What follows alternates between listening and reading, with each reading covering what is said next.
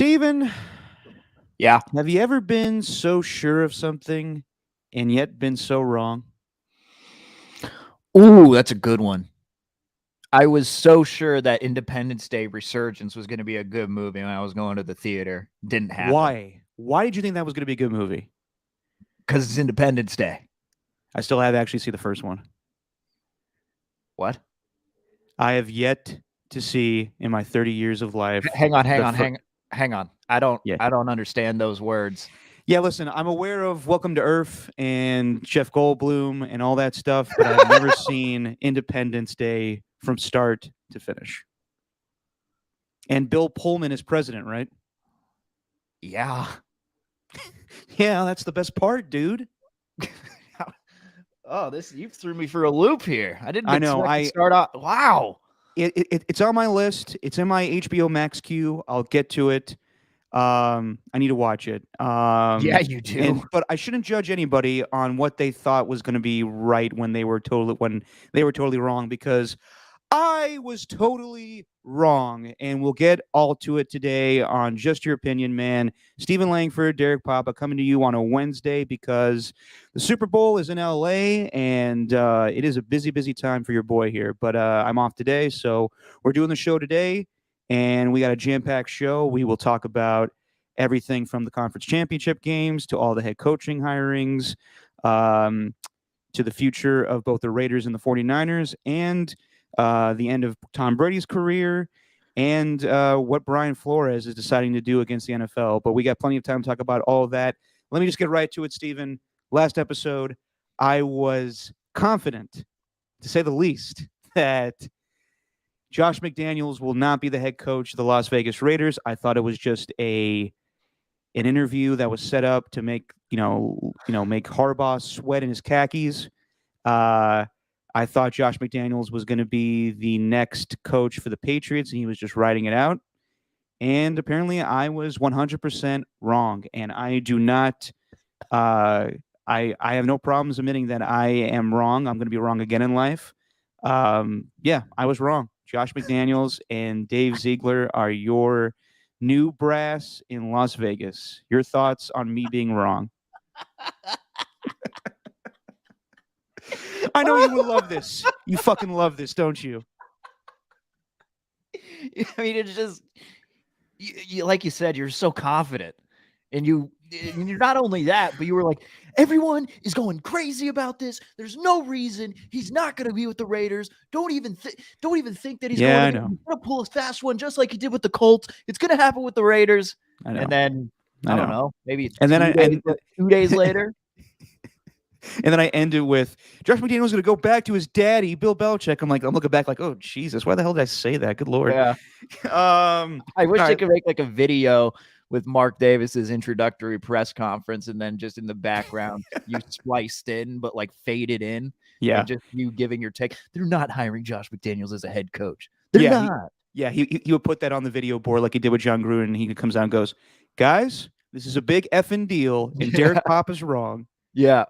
Yeah, but you know what? It's okay. It's okay. And I appreciated you being so open and putting yourself out there and saying something so strong, so brave, to state something like that when the reports were pretty clearly indicating that he was going to go to the Raiders. They're not really much of a doubt. Okay, but can you trust any reports these days? And I know, we'll talk about Tom Brady and everything. Yes, I can, as a matter of fact. I can, okay, yeah. Well, okay, but Saturday, things were looking like, oh, what are you doing here, Schefter? But it turned out to be true, actually. So I'll say this. It was a very hot-takey thing for me to do, and I'm not proud of it. Yeah. I apologize to Josh McDaniels and Vincent Bonsignore. I know he's Mark Davis's guy, but he usually is pretty tapped into the Raider organization. So when he has a scoop, we should take it seriously. I should take it more seriously. It's just the fact that Josh McDaniels has been rumored for quite some time now.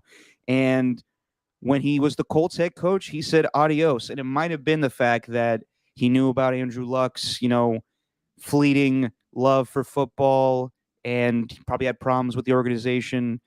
But I was just under the assumption, like you've seen so many, of Bill Belichick and Bill Parcells stuff and 30 for 30s, NFL films. And I just thought that the thing was going to be set up again where Josh was just going to wait it out. And I'm sure Bill this time was like, you should take this job. And I'm sure Bill texted the right person this time. Yeah, he texted the right. I was gonna say, do you think that Colt situation did he text the wrong person? Yeah. Texted the wrong Josh saying, "Hey man, we need you back here in New England. Don't go to Indianapolis." And then it's Yeah. like I can't like it's Josh McCown, and he's like, "What?" I mean, hey, I would expect him to be a head coach too. You could Sadly. get that. You could easily get that wrong too. Both Joshes, both with Mooks in their names. Exactly. Yep. McCown, McDaniels, except McCown's going to be before him in the contact list. Maybe he did text the wrong person though. You never know. Yeah, you never know. Yeah, dude. Your thoughts on the Raiders hiring Josh McDaniels? You said on the last episode that you thought that this was you weren't in favor of Josh McDaniels as being head coach of the Raiders. What are your thoughts now? No, I thought it was, the way that I looked at it, it's obviously unfair to just say immediately, terrible hire. This is going to be a failure. This isn't going to work. That's unfair to say. You can't do that. But it didn't inspire much confidence for me. I just thought it was very generic. It's just like, of course, you're going to hire the offensive coordinator that's been working under Bill Belichick for a majority of his career. Like, of course, you're going to do that. But I watched the introductory press conference, and I had a couple of takeaways from the coach and the GM. Other than that, Mark Davis was just trying to crap all over the Patriots for whenever he got a chance in that. It was a fumble. Yeah. Yeah. I mean, way to break the ice, McDaniels. Yeah. And the other times too, when he's just saying, I've had interactions with Josh. They haven't really been good ones because I didn't think too highly of him, and over there in New England, it basically is what he was saying. But no, the thing is, ever since Al Davis passed and Mark Davis took over, and the first GM he hired was Reggie McKenzie. Mm-hmm. Then it was Mike Mayock. And McKenzie, he hired his own guy in Jack Del Rio. Mark Davis gave him the opportunity to do that, and he did. And it worked toward the end. But then they hired John Gruden, and they went with Mike Mayock from TV. You're excited because you've seen John Gruden on the TV for the past 12 years. Oh, my God, he's getting back into coaching. How cool is that? And then you get that guy, Mike Mayock, who's been on NFL Network, the lead draft guy, thinking, what? This guy knows everything about every player. Oh, he's going to be perfect drafting guys. But in the end, it didn't work. Now, some picks there were hits on, some of the free agents they hit on also, but it didn't seem like their philosophies ever really meshed. McKenzie and Del Rio, they did, but Mayock and Gruden, they just didn't. Something felt fishy the entire time. And then we see what happens with John Gruden. Mike Mayock ends up getting let go. And now you're bringing in two guys who seem to have a direction that they want to take the team. And that's what I liked about it the most. It's just, they made it known that, look, we have our system. And they didn't say, oh yeah, we're going to extend Derek Carr. He's a great quarterback, blah, blah, blah. Like Josh McDaniels gave the coach speak to him. But Dave Ziegler said, when he was asked about the extension, he's just said, look, we got to learn about Derek. Derek's got to learn about us. Basically saying in the nicest way possible, we got a way that we want to run things. And if Derek wants to be on board with that, then great. Then we think he's good enough to maybe fit with our system. So I liked it. I came away from that press conference. Nothing too crazy. No kneecaps being bit off. They weren't. What's the dude from Philadelphia's name? His name's escaping me right now. The head Howard coach. Eskin? No. What? That's the radio host. I'm talking about the coach. Nick Sirianni. Nick Sirianni. Well, I'm asking because Howard Eskin asked Gabe Kapler in his introductory press conference with the Phillies about coconut oil. Yeah. Oh man, you like that coconut oil, Gabe? Oh boy, yeah. He was. Now you want to talk about someone who was dead wrong about a person? Yeah. Good Lord. But Sirianni saying, they're gonna put this system in place, but stumbling all over his words. It just didn't come off it was right. Bad. But McDaniels and Ziegler, it seems like they have a direction that they want to take this team. So I was impressed, personally. I was shocked. I was absolutely shocked over the weekend with the news, just because I just didn't think Josh McDaniels wanted this job. I just didn't. And I'll keep saying it. I was wrong. So just my reaction on the press conference and the news. It's just your opinion, man. It's just my opinion, man. I was thoroughly impressed with the press conference. I think Dave Ziegler is a really smart guy, and I think Josh McDaniels is a tremendously smart guy. What the biggest takeaway I have is he right out of the gate said, "I've learned a lot of things from my time in Denver and my not so much time in Indianapolis. That you have to develop better relationships with people when you're a head coach." Correct. And I think, he got that job when he was young, still, in his mid 30s. And he was, all the stuff about, videotaping things just like they did with the Patriots. Of course, with the Colts leaving them at the altar when he was going to be introduced. And he's grown up. And I think this move is probably the best move the Raiders have done in quite some time. And Hmm. I know that John Gruden's move was, big and we all loved it because we all, it was basically like it was a reboot. We're all, we all love reboots. The new Batman's coming out and everybody's going to go see it. So when John Gruden comes back as Raiders head coach, we're all excited about it because we think it's going to be like the early 2000s again. But of course, we're like, he's given all this control. He's given the huge Instead contract. of it being the Christian Bale Batman, it ended Yes. up being the George Clooney Batman. Yes, exactly. Or maybe even this new Batman. Hopefully it's good. But regardless, yeah, it was just weird from the get-go, but I held hope that it was going to be great, and it turned out to be a big stinky failure. Right. It's always a smart move when you hire a coach and GM together, and I think the Raiders always had this in mind when hiring Josh McDaniels, that he wanted Dave Ziegler to be. I probably keep messing up his name. Ziegler or Ziegler? Think Brad Ziegler. Ziegler. Okay, Brad Ziegler. Dave Ziegler. Dave Ziegler. Probably screwed up again. But think about the submarine pitcher from the A's who was a really good all-star closer for one season. Okay, Dave Ziegler. Dave Ziegler was always going to be Josh McDaniels' guy, and they have him together in a package deal, just like how the Niners did it with Kyle Shanahan and John Lynch. And it's always good when those two guys are working together because, as we've seen many times, if the GM and head coach aren't together, then there's probably going to be messy breakups. And you're seeing it right now with other teams like the Jaguars. They can't get a head coach because all of them don't want to work with Trent Baalke. And now they're trying to hire Rick Spielman in a higher capacity so people could tolerate the Jags job. Such a mess. It is a mess. I was thoroughly impressed with both of them. Yes. They're both no-nonsense guys. They've coached in the league for quite some time. You have something to say, Steven? Yes, I do. What's up? But my number one thing. This is the number one. It was drafting just normal players for once. Please just draft somebody in the first round who we know, who's actually up there on the list, like who they expect to be drafted. It just doesn't feel like it's happened.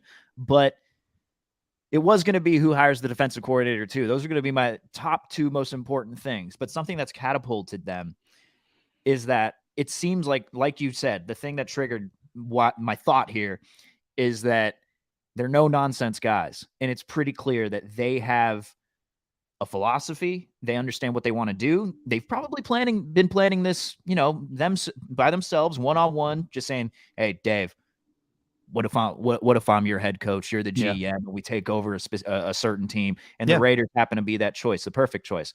But my number one thing is you got to win over the players with whatever they're trying to sell, because I knew that Rich Bisaccia was well liked, but I didn't know that he was Nate Hobbs going to go on his Instagram story and write an incredibly long, heartfelt message about how he's like a father to him type love. I didn't know it was like that.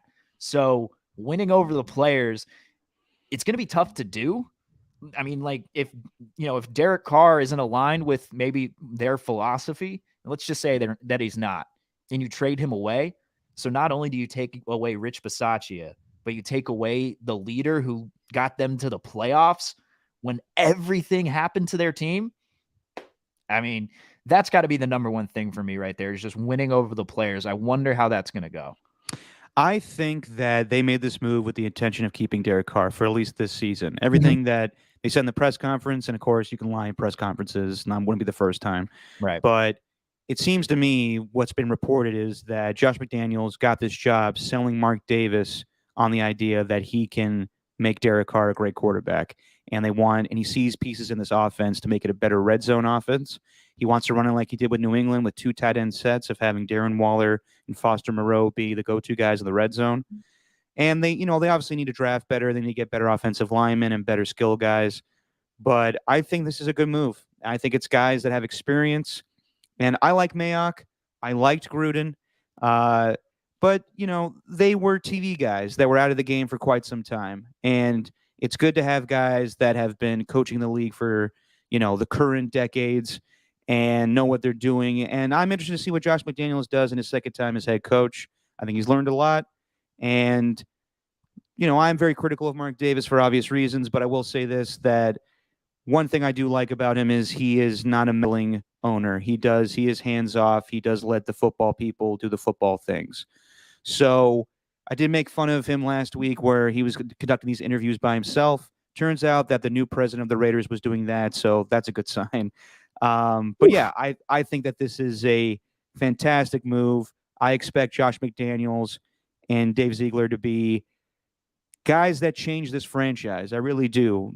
We talked about the Patriot Way last week, and the other disciples of Belichick haven't panned out in the past. They've gone to other teams, like Eric Mangini or Matt Patricia. They've all failed. And I feel like this is the first time where we have a guy that was Belichick's right-hand man as far as player personnel, teaming up with a coach that he knows. And together they can make this team very different, a different franchise going forward. As far as Rich Bisaccia, yes, he was beloved, and I'm sure a lot of players are upset about this, but we all expected this to happen. Rich is, probably going to get another special teams coordinator position. I don't know about head coaching job. And, it is sad, he did a phenomenal job. As Nate Hobbs said in his Instagram post, he was so calm, cool, and collected through all the hectic stuff this season. And Nate Hobbs referred to him as like a father figure. So I think that there will always be a special bond with this team that, the 2021 Raiders, what Rich Bisaccia was able to do for them. But as far as, being a great team and being a Super Bowl team going forward, I think this was the right move to get Josh McDaniels. Yeah, agreed. And he understands what it takes. He knows what it takes. Now it's just, you got to build the blocks, and I to steal a phrase from John Gruden. I did a little bit inadvertently. You ever seen a big, beautiful mansion, guys? You got to build the blocks. Damn it. I didn't mean to do that. You can't stop. I can't. They pulled me back in. Oh man, but yeah, that was it's just that a was fun voice to do. Honestly, it is. It was such a half-assed impression because as I was saying it, I was like, "Oh shit!" I know yeah. From.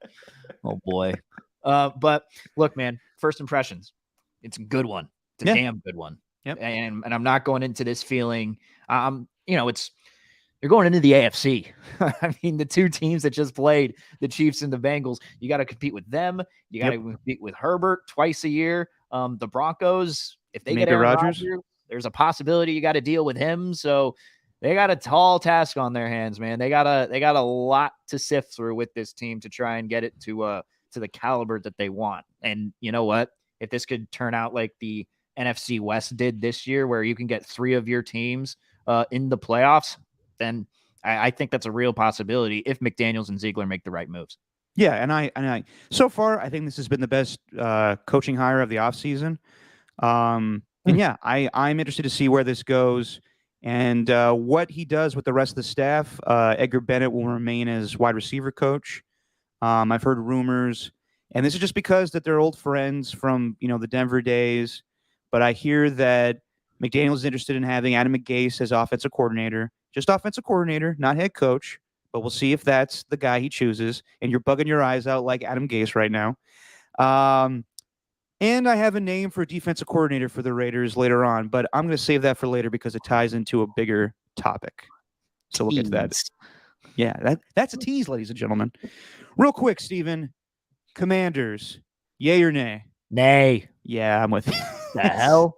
I know. You missed the episode. Elena and Alon were on one day when you had to bow out, but we were talking about the rumors of Washington announcing their new team name on Groundhog Day. And the rumor was going to be that they're going to be the Groundhogs because it kind of makes sense.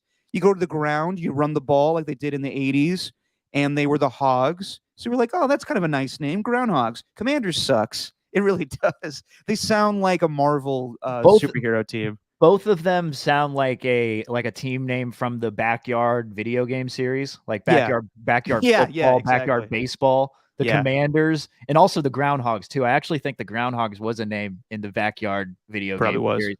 But I'm out on it, and I saw a tweet earlier. I don't know, I forgot who did it. It's always what I do, though. I should have taken credit for it. But they said their new nickname, their new name, it doesn't work, and people are going to start calling them the commies. Yep.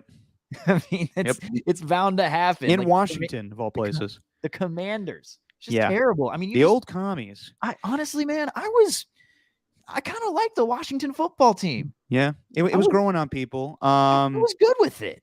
Yeah. I'm surprised they didn't incorporate anything with a W name. I'm glad they didn't do Warriors. There's already a team named Warriors.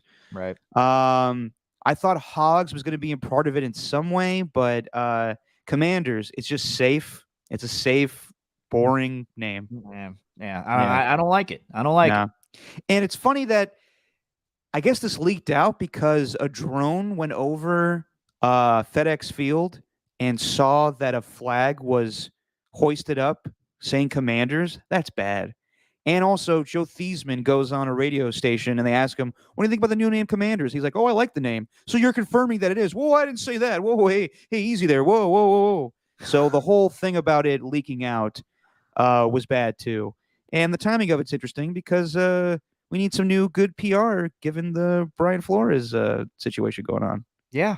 It doesn't work. I did see the jerseys, though, at least the makeup of them. The jerseys are okay. The jerseys are all right. They look pretty cool. Yeah. They looked all right. And we'll have to see what, Chase Young looks like in one, Taylor Heineke looks like in one, whoever it is. Terry McLaurin. I don't know if he's going to be back as quarterback. Ooh, he should be. I like Taylor Heineke. Yeah, I don't know. I don't know about that one, but I'm not making some grand statements on it right now. Yeah, are you going to say that there's no way that Taylor Heineke is staying with the Washington football team, and then you got I don't feel that adamant about making any proclamations for the Washington Commanders. God, that's going to be a mouthful to say. But we do pick games here, Steven, and I got one team right, and you got both teams wrong. Yeah. So you going to break out that hot sauce there? Yeah, fine. Let's do this.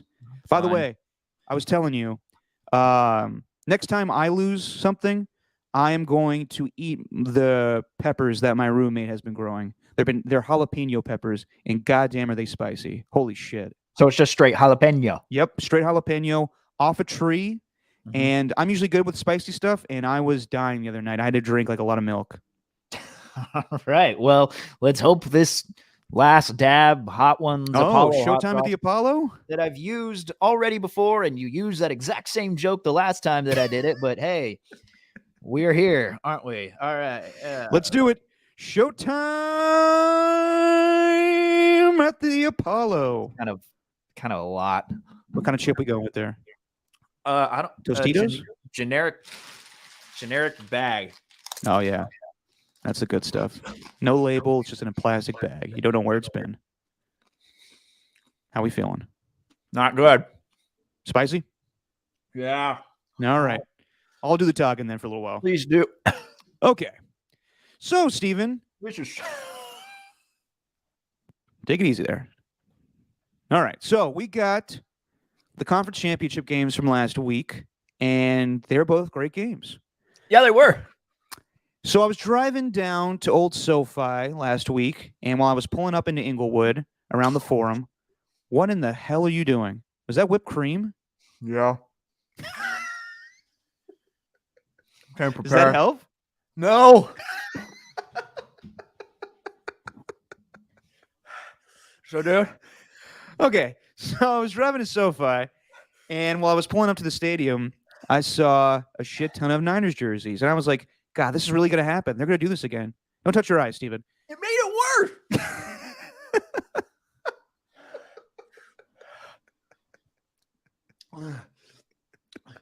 The panting. The panting is the worst part. Okay. Are you all right? Uh-uh. It was that bad, huh? I need water. I'll hear you. You can talk. Go Okay, ahead. all right. Okay. I'll keep talking. So I was driving up to SoFi and I saw a shit ton of Niner jerseys and I was like, damn, this is really gonna happen. And yeah, it was apparent. I got there for the early game for us at NFL Network, and it was no question Niner fans came in bunches and bunches. And I don't know how it sound during the game. My dad tells me that the fourth quarter things got a little deafening, and they may have piped in some crowd noise there at Old SoFi. But the Niner fans took over that stadium, and for the most part, the Niners took over that game for I want to say 3 quarters, and it was very reminiscent of the Super Bowl a little bit, where they had a 10-point lead and squandered it in the end. But as I said, it's hard to beat a team 3 times, and the LA Rams had a great fourth quarter. I think just they had better talent, and their defense came to play. And the Rams are going to the Super Bowl. They get their first win against the 49ers in 7 tries. God, this is the worst it's ever been, Steven. There was a lot there. Yeah? It was just more than just a dab? Yeah. Okay. I'll keep talking. So what I thought about the game was that, yeah. So the Rams finally exercised some demons, and the key to this victory was the Rams stop at the Niners run. Held them to 20 carries for 50 yards, and who'd have thunk it that Eric Weddle was the defensive MVP for this game, just making sure that Debo does not get outside the numbers. They held him at the line of scrimmage. Great job by Raheem Morris. It was the defense that won him this game. And it was really the difference in this game was a year ago when the LA Rams made the trade for Matthew Stafford and the Niners wanted him too, and the Niners lost out on this deal. And it was kind of a microcosm of both the offseason and the season itself, where it was Matthew Stafford. You know, he had the early pick on the opening drive. It wasn't really his fault. He gets just laid the fuck out by Fred Warner. And Fred Warner's a great player, but that was kind of a cheap shot. Absolutely was. Yeah. But he held strong, only got sacked twice in that game. The offensive line held up. He had one of his best performances. He found Cooper Kupp for 2 touchdowns. And the difference in this game was one team had a great quarterback and the other side had a so-so quarterback. And it was just another bad end of a game for Jimmy Garoppolo. 2 years ago, he throws that pass over Emmanuel Sanders that was wide open in the end zone, couldn't complete it. Then he kind of freaks out and throws that pick to Howard on the Rams at the end of the game. Just a really bad pick when I think on the play before, George Kittle was open in the flat and he just totally missed him. That was the play where he threw to Hastings and was like a 2-yard loss. So, yeah, that was the difference. And that's the reason why the Rams went out and got Matthew Stafford to make them have a Super Bowl run. And that's why the Niners went out and got Trey Lance, because this team has exceeded expectations where they were losing 4 in a row, and they come back and have a great season. They have talent on all sides of the ball. But what they're lacking is a great quarterback, and they're hoping that Trey Lance is that guy. So I think that the major difference in this one was the Rams defense playing fantastic, stopping the run. Right. And then Matthew Stafford just being the quarterback that the Rams needed, and Jimmy Garoppolo needed to be more for the 49ers. Yes. And you mentioned the run game. It's not just 20 carries for 50 yards, but Elijah Mitchell, 11 carries for 20. His longest run of the game was that 1st and 10 on the 3rd to last possession where it turned into a 2nd and 1. It was a 9-yard gain. Mm-hmm. Take that away. What do you get? Do the math. 10 carries, 11 yards. Yep. That's the worst that it's been all season long. And I think that's something that they were missing that really no one talked about, because it was just, it was a backup running back, but they missed Jeff Wilson Jr. bad. When they had Jeff Wilson Jr., Elijah Mitchell, and you throw in Debo Samuel, you had 3 very capable guys who could run the football. And the defense didn't know what to do. Debo would go out there and the Rams would just assume, oh yeah, they're running the football if Debo's lining up in the shotgun alongside Jimmy Garoppolo. Elijah Mitchell wasn't much of a threat, so you didn't have another running back to put in. And when Debo wasn't working, there was nothing that they could do. Now, I thought the defense held up pretty well against the pass game, not that great. But to me, a big thing in this game was the penalties. It was 6 compared to the Rams 2, and every penalty that the 49ers incurred on the defensive side of the ball, the Rams offense was able to take advantage of it. That drive toward the end of the first quarter where, God, they were going for a 3 and out. It would have been a 3 and out. I think it was 3rd and 2, and Stafford tries throwing it up for, I think, Odell Beckham. Odell Beckham had a good game, by the way. Great game. There was a 3rd and 2, and Ambry Thomas got called for defensive pass interference. Then they'd follow that up with 16 more plays to drive downfield and score a touchdown. I mean, that's demoralizing for a defense. And then later on in the game, you already had those 2 delay of game penalties, one of which was forced because they decided to punt instead of go for it on 4th and 2. And I want to talk to you about that. Yep. But that delay of game to make it 2nd and 15 when it was 2nd and 10, I think that changes things dramatically and changes their game plan. So there were penalties at the improper time, and the Rams were able to take advantage of it. And I got to give the Rams credit because, like you mentioned, a lot of 49er fans there. Like, they really did show out. And the Rams had to go under a silent count the entire game. I got to give them credit, though, man. They didn't make any mistakes. Yep. Like, they really didn't. I'm sure there was a holding every now and then because there always is on Nick Bosa, and the refs just missed out on that. But the refs were playing this weird game where it was like, yeah, we're going to let them play. We're going to let them be physical. But some of these penalties that we're going to call, they might be a little questionable here or there. It was a very odd game from that officiating crew. But ultimately, the run game is the number one thing. You're right. Like, that's what the 49ers have hung their hat on to have success on offense. And if you can't run the football, then they're not going to win football games. It's that simple. And they've been able to do that for a majority of the season. So that's to me was the game. But they were also limited by their quarterback. Their quarterback missed some easy throws. The George Kittle one early in the game that skipped past to Jawan Jennings. Like, those final 2 possessions for the Niners were really ugly. Yeah. They were not good. Yeah. I don't know what the hell they were doing. The offensive line wasn't holding up. You could tell they were all gassed, and the Aaron Donald and Von Miller were all taken over on those final 2 possessions. So even though they didn't register a sack, they were just beating the crap out of their offensive line for most of the game. Yeah, and they were in. You know what? They dared Jimmy Garoppolo to throw the football. I mean, they were not. It wasn't just stacking 8 guys in the box. We always talk about that: 8 guys in the box, 8 guys in the box. It was like 9 or 10 guys in the box, depending on how the wide receivers were lined up. Now, they swarmed to Debo. It was a great defensive game plan. It was. And, they came out on top. And the game management, though, toward the end, what'd you think? For which side? For both coaches? No, let's talk about the Niners here. Okay, so that 3rd and 2. That third to last possession that I mentioned, because you get Elijah Mitchell, goes on that 9-yard run. They're 2nd and 1. They decide to run it with Mitchell again. Gets stuffed for a yard, then it turns out to be 3rd and 2. Trent Williams is reported as eligible, so they essentially use him as like a tight end fullback. Yeah. And he motions across the line of scrimmage. They run a misdirection, it looked like, with Kyle Juszczyk. So then it became 4th and 2, 4th and 2.5, really. And then they decide to punt the ball after taking a delay of game. So what did you think? Well, first of all, I thought it was a horrendous challenge by Sean McVay. It wasn't even close to Kyle Juszczyk fumbling the ball. Dude, so I was watching the game, obviously, and I'm texting with my buddy the entire time, as you do, and they didn't show the replay at first. No, initially I thought the same thing. I thought it was a fumble. It's like, wait, did that ball get out? Yeah.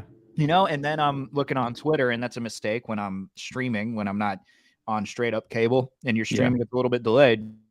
Excuse me. But then I see Sean McVay challenge, and that challenge failed.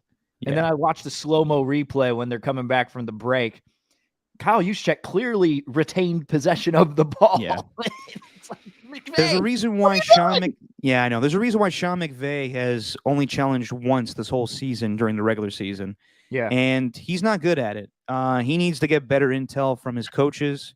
He needs to wait for confirmation and replays and making sure that he's 100% right when he throws the challenge flag. I know it's difficult because coaches are getting all the replays when they're in the stadium on the sideline. The coaches that are in the booth see more of the TV broadcast and everything, so they have a better idea.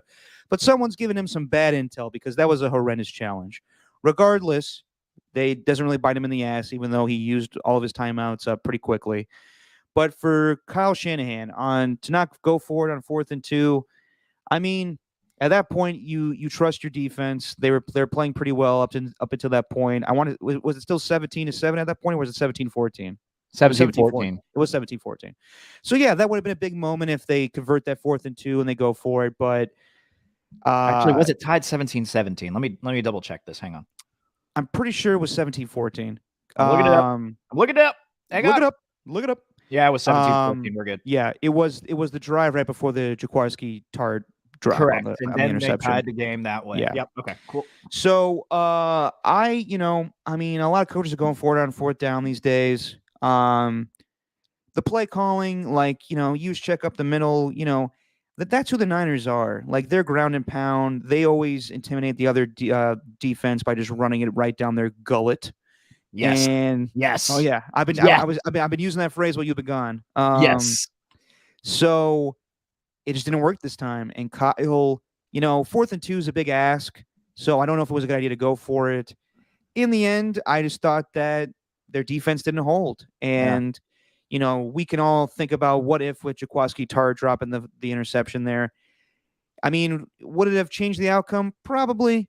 But at the same time, there was still a lot of football to be played, and they could have made other plays on defense.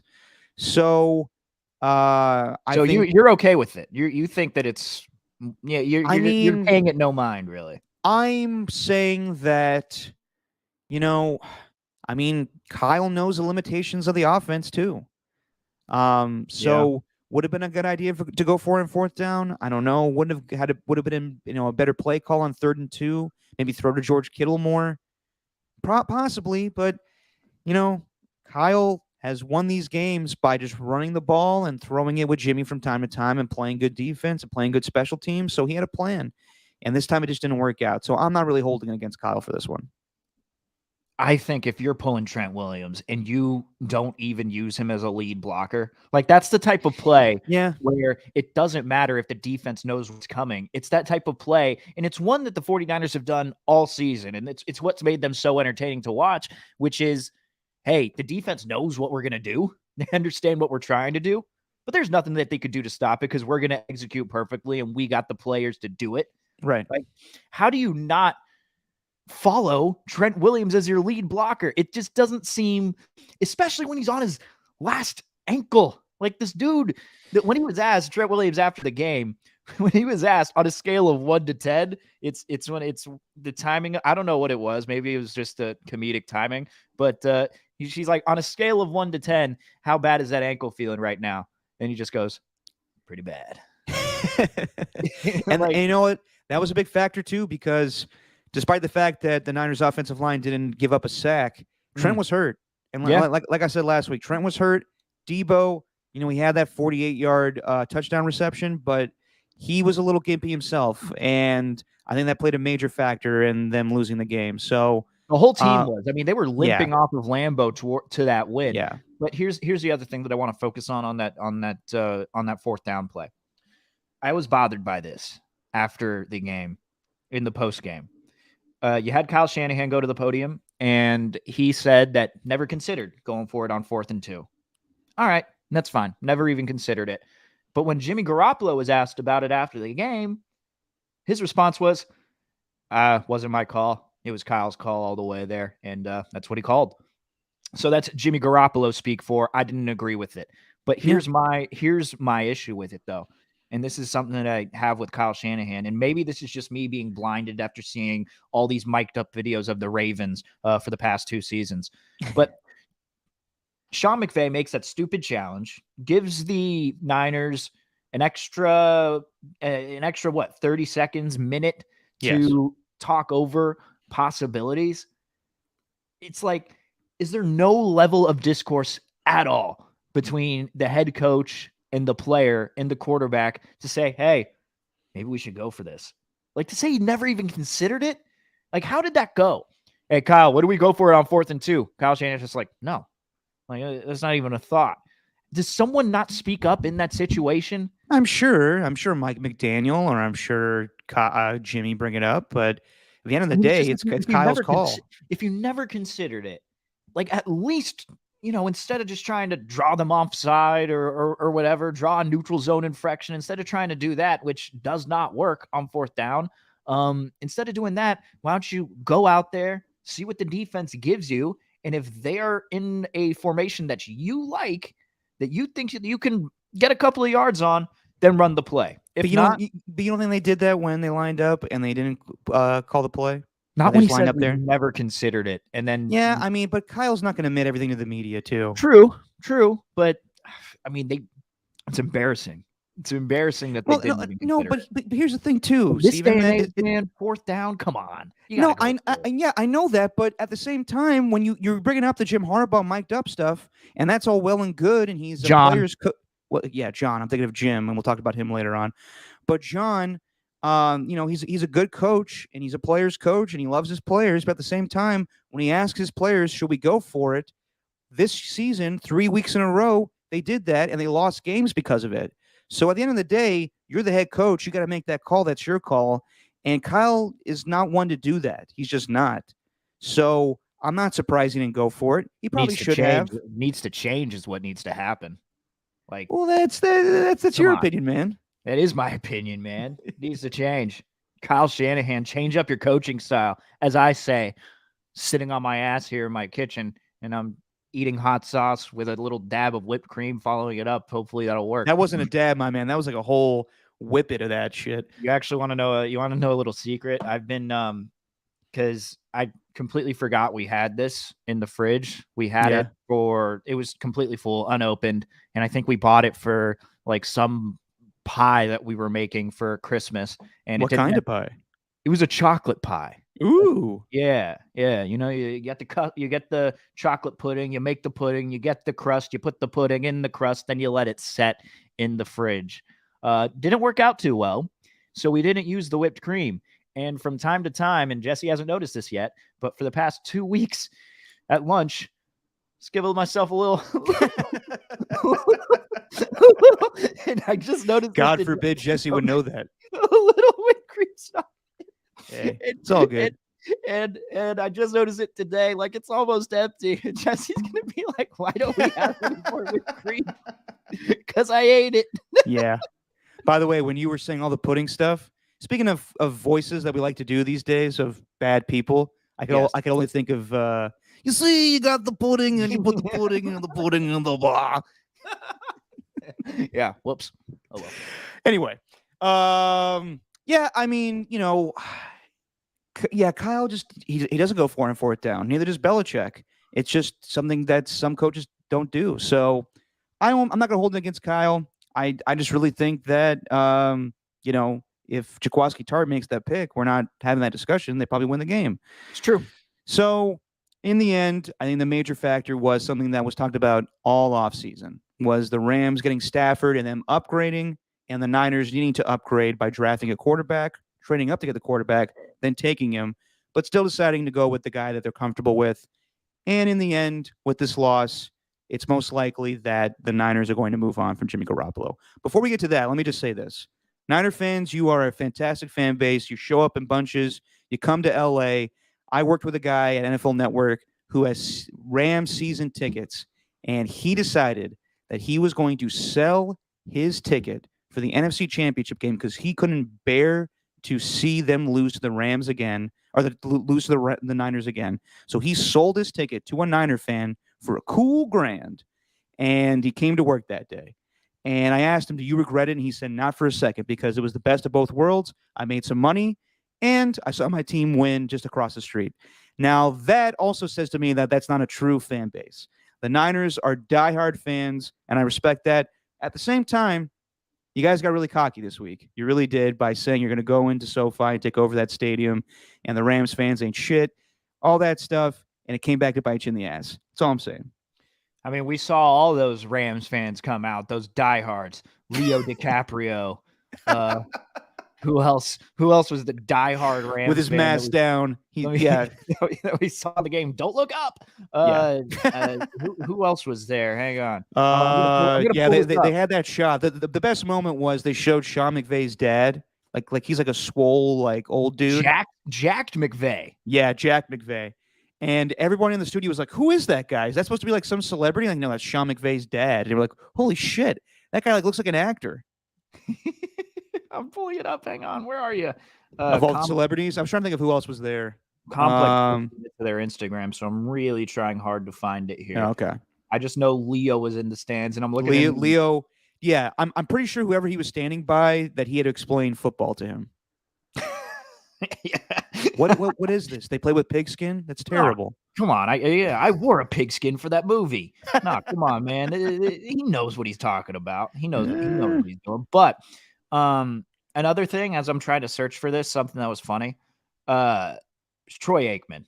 Like, this dude was waiting for Jimmy Garoppolo to make a mistake every time, because as soon as Garoppolo made a mistake, it was scorched earth. Like, when he missed Kittle, like I was waiting for it. He's just like, oh, he was wide open on there. You got to complete that pass. And then, like, you go into it where the Niners got to get a score, and he just said, I'm afraid it's going to be in the hands of Jimmy Garoppolo. Yeah. Like, Aikman, the entire season, it wasn't just this last game, he's hated Garoppolo. He does he doesn't pull any punches. No, he does not. And I don't know if I'm maybe he's consistent with it with other quarterbacks, and he's just like hard on the guys who play the quarterback position just because he did. But I feel like there's a little extra heat on that fastball. You know what I'm saying? I know what you're saying. And the only thing that would have been better if he was like, God, Jimmy Garoppolo is not playing well today. And you could see that from anybody. Sorry, Jeff Garcia. If it were local media, I'm sure somebody would have brought that up. Look, man, I can't find it, but the celebrities that were at that game, I mean, I'm looking at, Austin Reeves and that funny picture with the Lakers of LeBron staring at him. That's a great still shot. Something random of Denzel Washington in training day. Complex's Instagram, man. Very eclectic. Anyway. All right. Overall, very good game. Very good game. Very entertaining. Yeah. And the Rams deserve it. The Niners will be back. But, yeah. Like I said in the last episode, the Rams were all in. They needed to do this. It was going to be bad if they lost this game, and it looked pretty bad when they were down 17-7. They came back. The game flipped in the fourth quarter. Cooper Kupp and Matthew Stafford may be the most lethal combination in sports today, or football, I should say. But they're just on the same page. It's hard to cover him because when you double him, you're leaving Odell wide open. And Van Jefferson was not even healthy for most of the game, and those two guys just ate up. And it was the running game, too. Sony Michel had a pretty good game. Cam Akers ran the ball pretty well. The dude who took over for Tyler Higbee, the tight end, Blanton. Yeah. Not bad. And Higbee, even though he, messed his knee up, it sounds like he'll be back for the Super Bowl. So that's crazy. Yeah. And just to end, I'm happy for Matthew Stafford. The guy has been through a lot of shit in Detroit, and everyone was giving him shit this season. He's going through the rough stretch with the 3-game losing streak. The interceptions kind of piled up after a while. He did have great numbers. But I think this solidifies the fact that he is a good quarterback, and that, he wasn't given everything to work with in Detroit, and he's not Matthew Padford, whatever the nicknames you want to give him. He can actually deliver. Padford, whatever it is. I think that he's a good quarterback, and I think the Rams made the right move. And switching over to the Niners now, it's time to upgrade. And I think they all pretty much, admitted it in the post-game stuff. And on Monday, Jimmy came out and, despite the fact that Jimmy Garoppolo is not the best quarterback, I like the dude. And I've always made fun of him because when he came to the Bay Area, it was during the 2017 Raiders season. And that was when I thought, like, okay, Raiders are doing well. Niners suck. This is where the Raiders take over the Bay Area. And I was wrong again because the Raiders started to lose. They were, they were leaving for Las Vegas. And then the Niners got Jimmy Garoppolo, and that's when I got really bitter. And it wasn't so much like, oh, he's a handsome, good-looking guy, I could give a shit. It was just the fact that that was going to be all of the attention that the Bay Area media was going to give now was to the Niners, and I just knew that we were losing the Raiders, and it just made me angry. So Yeah. I always would make jabs at Jimmy because of that stuff, but I think he's a good dude. And the way he conducted himself in that press conference on Monday after the loss, thanking everybody, I think it was on Sunday after the game, he made mention that the season was really tough, knowing that they brought in my replacement. And it's great to be surrounded by good people. And at the end of the day, he didn't agree with the decision that John Lynch and Kyle Shanahan made, but he loves those guys. And he loves the whole team. And he loves the whole He never media. said he disagreed with the decision. I think we're overblowing Jimmy Garoppolo's press conferences, man. It's the most generic thing I've ever heard. Like, I'm sorry. It's just he I thought it was a said nice moment, but okay, if you want to shit all over it, go for it. he said what he was supposed to say. I mean, it's just like, Yeah, but how many guys say like I love the media and thank you guys? It was a nice send off. That's all I'm saying. I've watched every single press conference that he's ever had, and every answer that he's given screams, "Get me out of here. I'm just going to say what you want to hear. I'm not going to say anything of substance. Please get me out of this press conference right now." It's the same with his closing press conference. That thing lasted 17 minutes with 17 questions because every single one of his answers was 30 seconds, like less than 30 seconds long. It was classy, sure. It was professional, sure, but it's exactly how I expected it to go for Garoppolo. I don't know. And sure, it was classy of him to thank the fans and everything for them sticking behind him, even though they've been going against him all season long and all the talks with Trey Lance. I'm not going to act like I've been in that situation before. I'm not going to act like I could even handle that sort of thing. And we've seen what happens on social media when someone can't handle it and you go off and put an Instagram post. Shout out to you, Jeff Garcia. But I remember seeing all the reaction on social media after I was watching it, and I just was like, yeah, this is who he's been. Like, this is no surprise. Although I did think, because he won that media award along with Trent Williams, the whatever it's called, I forgot what it's called. Yeah. But it's honoring the guy who covered the 49ers for a long time for the San Mateo Times, I believe. I can't remember what his name was, but it would have been funny because they gave him the award right at the beginning of the interview. What if he just would have went like Scarface from Half Baked on everybody after fuck you, you're cool. You know what I mean? Like, Yeah. Could you imagine that? I mean, but he didn't, because he's a good guy, Steven. And I think the culture of the team, yeah, the way that these guys are character-wise, it's not the press conference that I'm judging him so much based on his class, but the way that those players have conducted themselves doesn't seem like there's any dysfunction within that locker room. Every single season, and I believe them when they say it, but every single season they just say, this is the best locker room that I've ever been a part of. This year, you could tell there was something there for that team, and you're led by your guy, your quarterback. I mean, if as long as he's good, then your locker room's going to be good. Your locker room's in good hands. So that's really where I judge Jimmy Garoppolo. It's not so much from his press conferences where there's just not much there. It's more how the team has acted over the course of his 5 years with the Niners. That's really where I'm at. 4 years with the Niners. Yeah. And, the reports were that when they made this trade for the 3rd overall pick, he was not happy. And right. But he gutted it out, and he was, more than cordial to Trey Lance. Trey Lance's comments at the end of the year sounds like, I'm going to be friends with Jimmy Garoppolo for life for the way he treated me. He didn't treat me with any disrespect. BFFs. Yep. So I thought it was nice, and no one's going to come out and directly say like Jimmy's gone, but in so many words with John Lynch and Kyle Shanahan, it seems pretty apparent. And I'll say this, not to troll anymore, but Niners fans, you got what you wanted. I mean, you hate the guy so much, and yet you were willing to like let him lead you to a Super Bowl. You got what you wanted. He lost, and he didn't play well, and now the Trey Lance era begins. If he would have won the Super Bowl, it would have caused for so much, well, you can't just get rid of the guy like that. He just won you a Super Bowl. He's not Trent Dilfer. He's way better than that. So I know you don't want to lose the NFC Championship game, but in the end, you're getting what you want. Trey Lance is going to be your quarterback next season.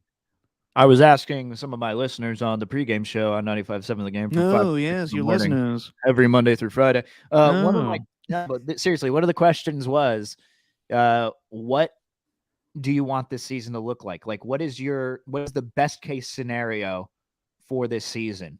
And a lot of people were saying, get to the playoffs, start Jimmy, get to the playoffs, hell, even possibly get to the NFC Championship, maybe even the Super Bowl, but then Trey Lance is your starter next season. And it seems like now, I don't think they're going to use this. I don't think there's going to be a lot of stock taken into this last game because guys need quarterbacks. But his trade value, I mean, I was originally thinking third rounder maybe toward the end of the season. But as they made the playoffs and they've won those last couple of games, I mean, that might have gone up to a second rounder. Yeah. Who knows? But there are teams out there that want quarterbacks. And I mean, maybe, hell, I don't know. Maybe they can even somehow get that third rounder back that they traded along with Trey Lance. I think that's something that not a lot of people talk about. We always look at the first round picks, but hell, Fred Warner was drafted in the third round. I mean, these guys have found some pretty damn good players in the third round. Not necessarily Trey Sermon from this year, but nevertheless, I think that this is the ideal situation for them. You know, I mean, you got that far. I mean, in the end, when you really think about it, you got 28 other fan bases who are watching your team like last week, just hoping that you can, hoping that they can make it there one day. Yeah. And the fan base, like their team made it there. I know there's high expectations because the Niners are one of the most winningest franchises in the NFL's history, but I mean, it's an NFC championship, man. You can't really complain about a team making it to an NFC championship. No, you can't. And at least you could still be mad about the game, understandably, because the window's only open so much. But, you know, when you take a step back and think of things and think of it in the grand scheme of things, it's a good place to be. Yeah, it was a successful season. And I know people are going to be upset because it ended in a championship, but a lot of fans just didn't even want that from the get-go because they wanted Jimmy gone. So it would have been a conflicting thing if they won the Super Bowl and you're like, okay, well, you know, the quarterback's got to go. How could you say that after they win the championship? It'd just be hard to do. Right. So for the plan in place from the get-go was to draft Trey Lance and have Jimmy Garoppolo play this season. And it went a hell of a lot better than that Alex Smith season when Patrick Mahomes. They were one and done. And this team made it all the way to the NFC Championship game. So I think the Niners are in a good place. We'll see what happens with Trey Lance. As far as Jimmy, a lot of pressure on Trey, by the way. A ton of pressure. A lot of pressure on that dude to win football games. We'll see what happens with him. But Jimmy Garoppolo, you know, I think that he probably deserves to be traded for a second-round pick. I don't think he's first-round talent, but I think second-round pick makes sense for all of the, you know, the quarterback-needy teams this season. I don't think he's going to Tampa Bay.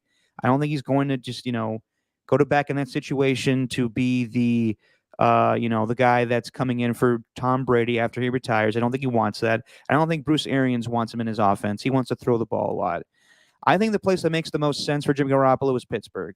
And I think Pittsburgh can afford him. I think it makes a lot of sense. They have a good defense, have a good running back. If they improve the offensive line, I think that could be a good place for Jimmy.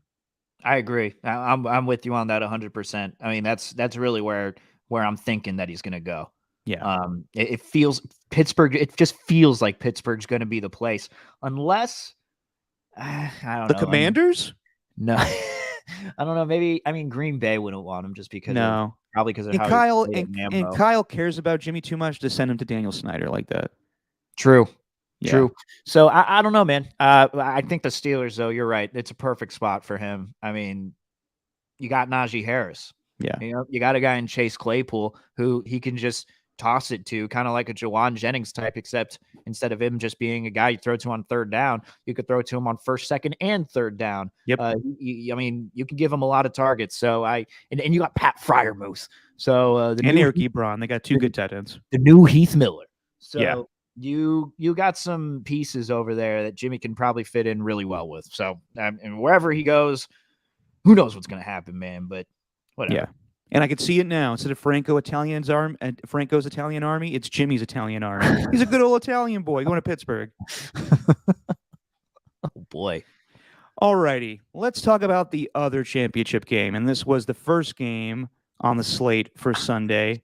And, oh, boy, the Bengals have slayed the AFC Dragon for the last 2 seasons. I did not see this coming, Steven. This is absolutely shocking.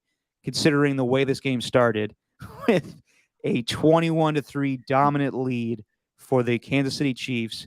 And in the end, they squander it. For as how dominant they were in the first half was how bad they were in the second half. In the end, the Bengals come back and win 27-24 in overtime. We made a big deal about the overtime rules. Didn't come into play this time. Bengals are going to the Super Bowl. Still can't believe it. How about those Chiefs? Oh man, I put my hand in a weird placement there. Not going to do that again. So, that first half was about as dominant of a first half that you can have. Like, I think I texted you and a shit ton of people. This is over. Like this is over. You weren't wrong. I was expecting to take a nap. Yeah, I was expecting to take a nap in the second half, but then the defense woke up a little bit. The Chiefs started to make some mistakes, and Joe Burrow and Joe Mixon, both Joes, started to capitalize, man. And I can't believe they did it. I can't believe they did it. One thing that I was taken aback by, and this already happened after the Bengals' first drive, because I think they went 3-and-out to open the game. But it was as the Chiefs are on the field, and they show the picture of Joe Burrow on the bench. That man at 25 years old looked so damn calm playing in his first AFC Championship game, having gone 3-and-out. Like, I was just thinking back to my time when I was 25 years old, and I'm like, dude, I was like pacing back and forth along the hallway, just trying to psych myself up to ask for some days off someday. Like, you know what I mean? Like, I was talking to myself. Yeah. But Joe Burrow is just like calm, cool, collected, as the cliche goes. Yeah. Dude's got ice in his veins, man. And then he's also got ice on his neck. Yeah, that's true. And he's smoking cigars after games, good old stogies. He is a cool customer, man. I haven't seen a guy with his confidence and swagger probably, since Tom Brady. And I'm not comparing the two as far as what they are as players, but just the confidence level. Like, guys are going to be wanting to play with him going forward. And he is the first quarterback to be drafted one season and then take him actually that's not true. But he's one of the I'm trying to think of the stat. Isn't he set up to be the first player to win the Heisman, or first quarterback to win the Heisman, win the national championship, and also win the Super Bowl? Win a Super Bowl. I think he's the first quarterback in history to do that. I think what I'm trying to say is, I think the stat I'm looking for is that the Bengals are the first team to have the number one pick the one season, and then the next season go to the Super Bowl like that. That's crazy. It is crazy, and it's incredible how, like, that's why everybody wants to get a quarterback, but it's got to be the right quarterback. Like this draft coming up, this isn't the best draft for quarterbacks. So when people say, like, oh, we got to get rid of Derek Carr, we got to get rid of all these guys, blah blah blah, you got to look for what you're getting. Who you're replacing Derek Carr for. So Joe Burrow has changed this franchise. The Bengals were the laughing stock of the league for quite some time. They haven't been relevant since the Chad Ochocinco days. And this, in one season and one playoff run, he takes them to the Super Bowl. And it's mainly because of him.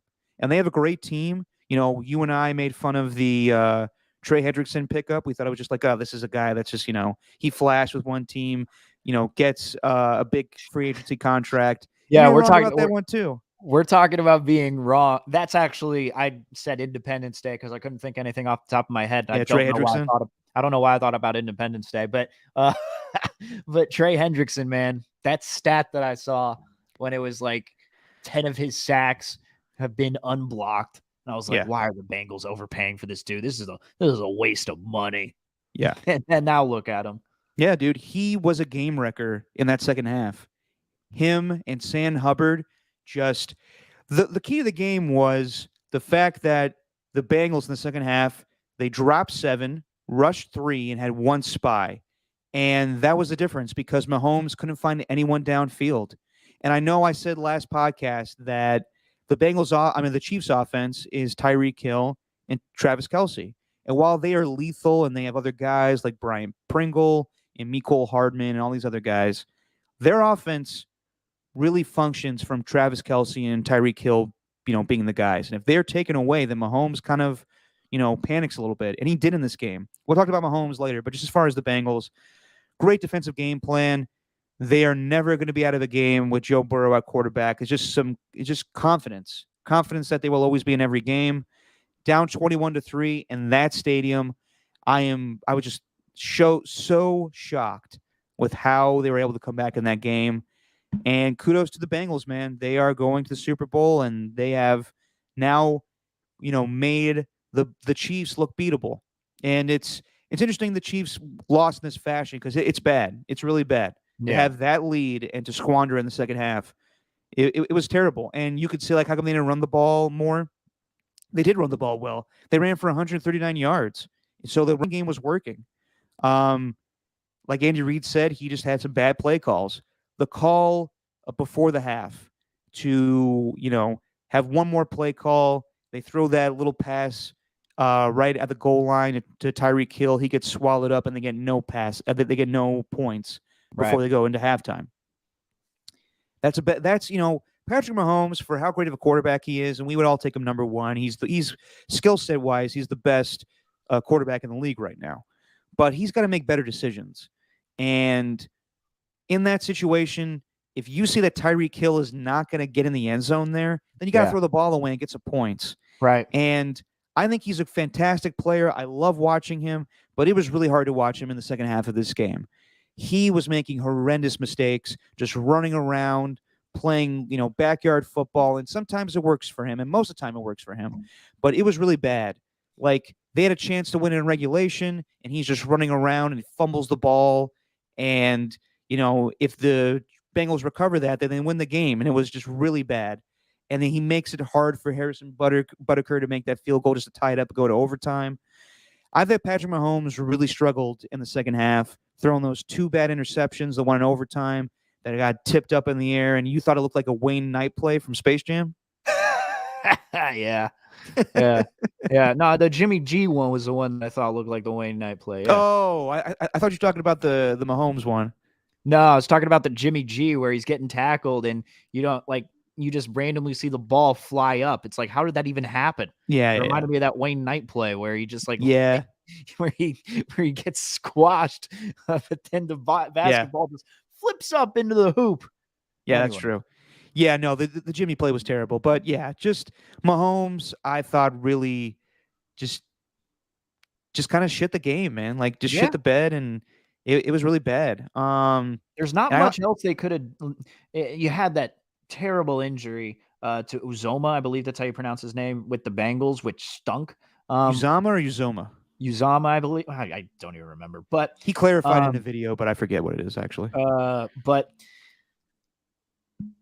that Bengals offense, it at least has Joe Mixon, and I think that's what really changed things for them, because the Chiefs, they got Kelsey and they got Hill, but if one of those guys is taken away, you really got to have both those guys working, and they managed to take away both of those dudes, which left Patrick Mahomes wondering what the hell he should do.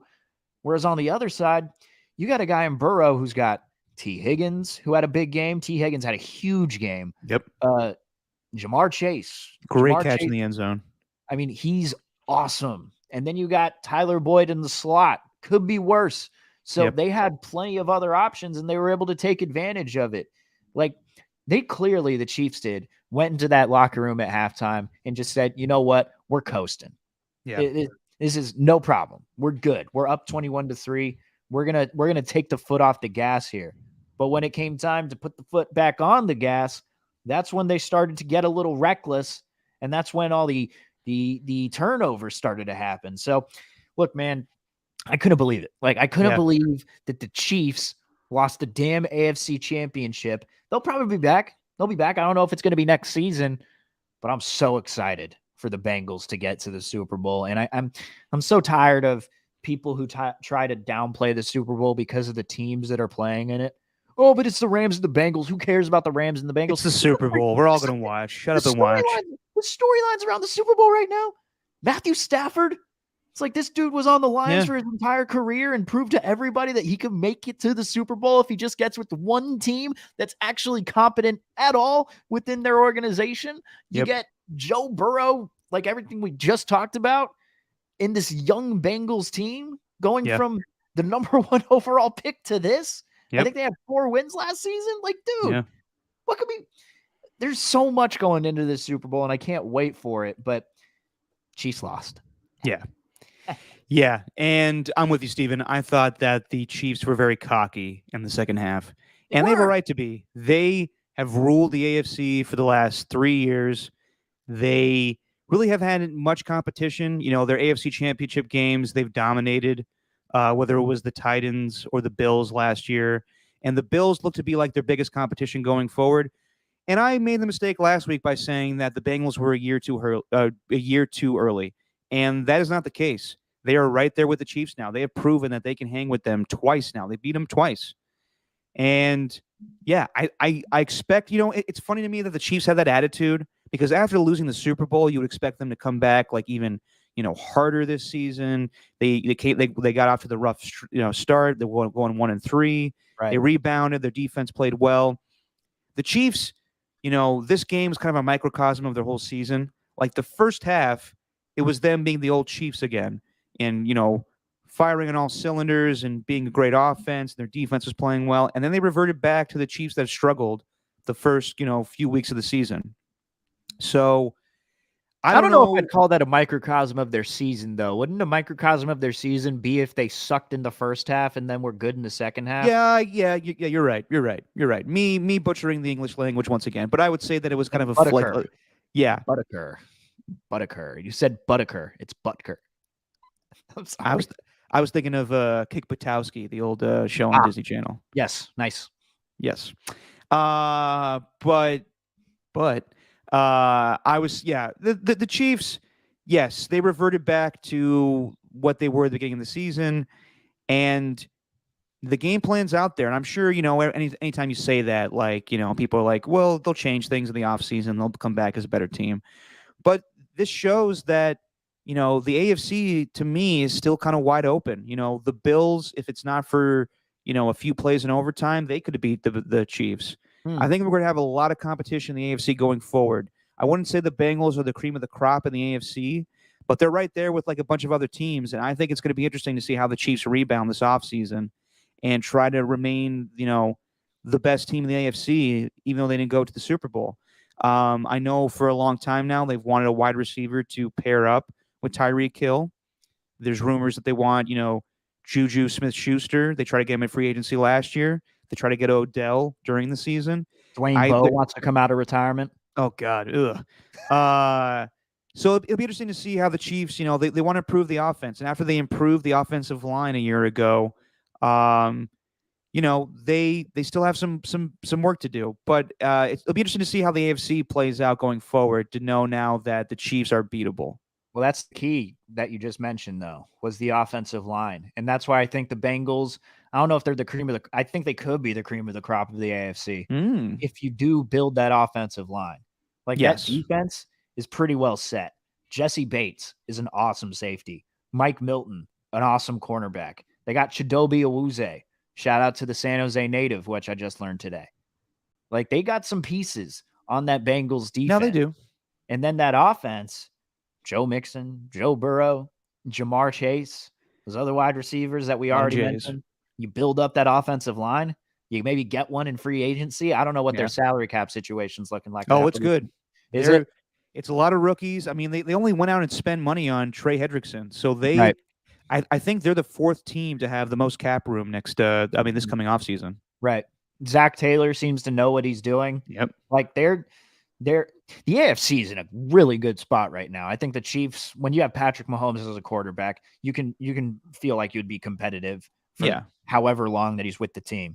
Now next up and coming, Josh Allen, I think, is going to be right there. I don't know what's going to happen with the Ravens and Lamar Jackson, the Chargers.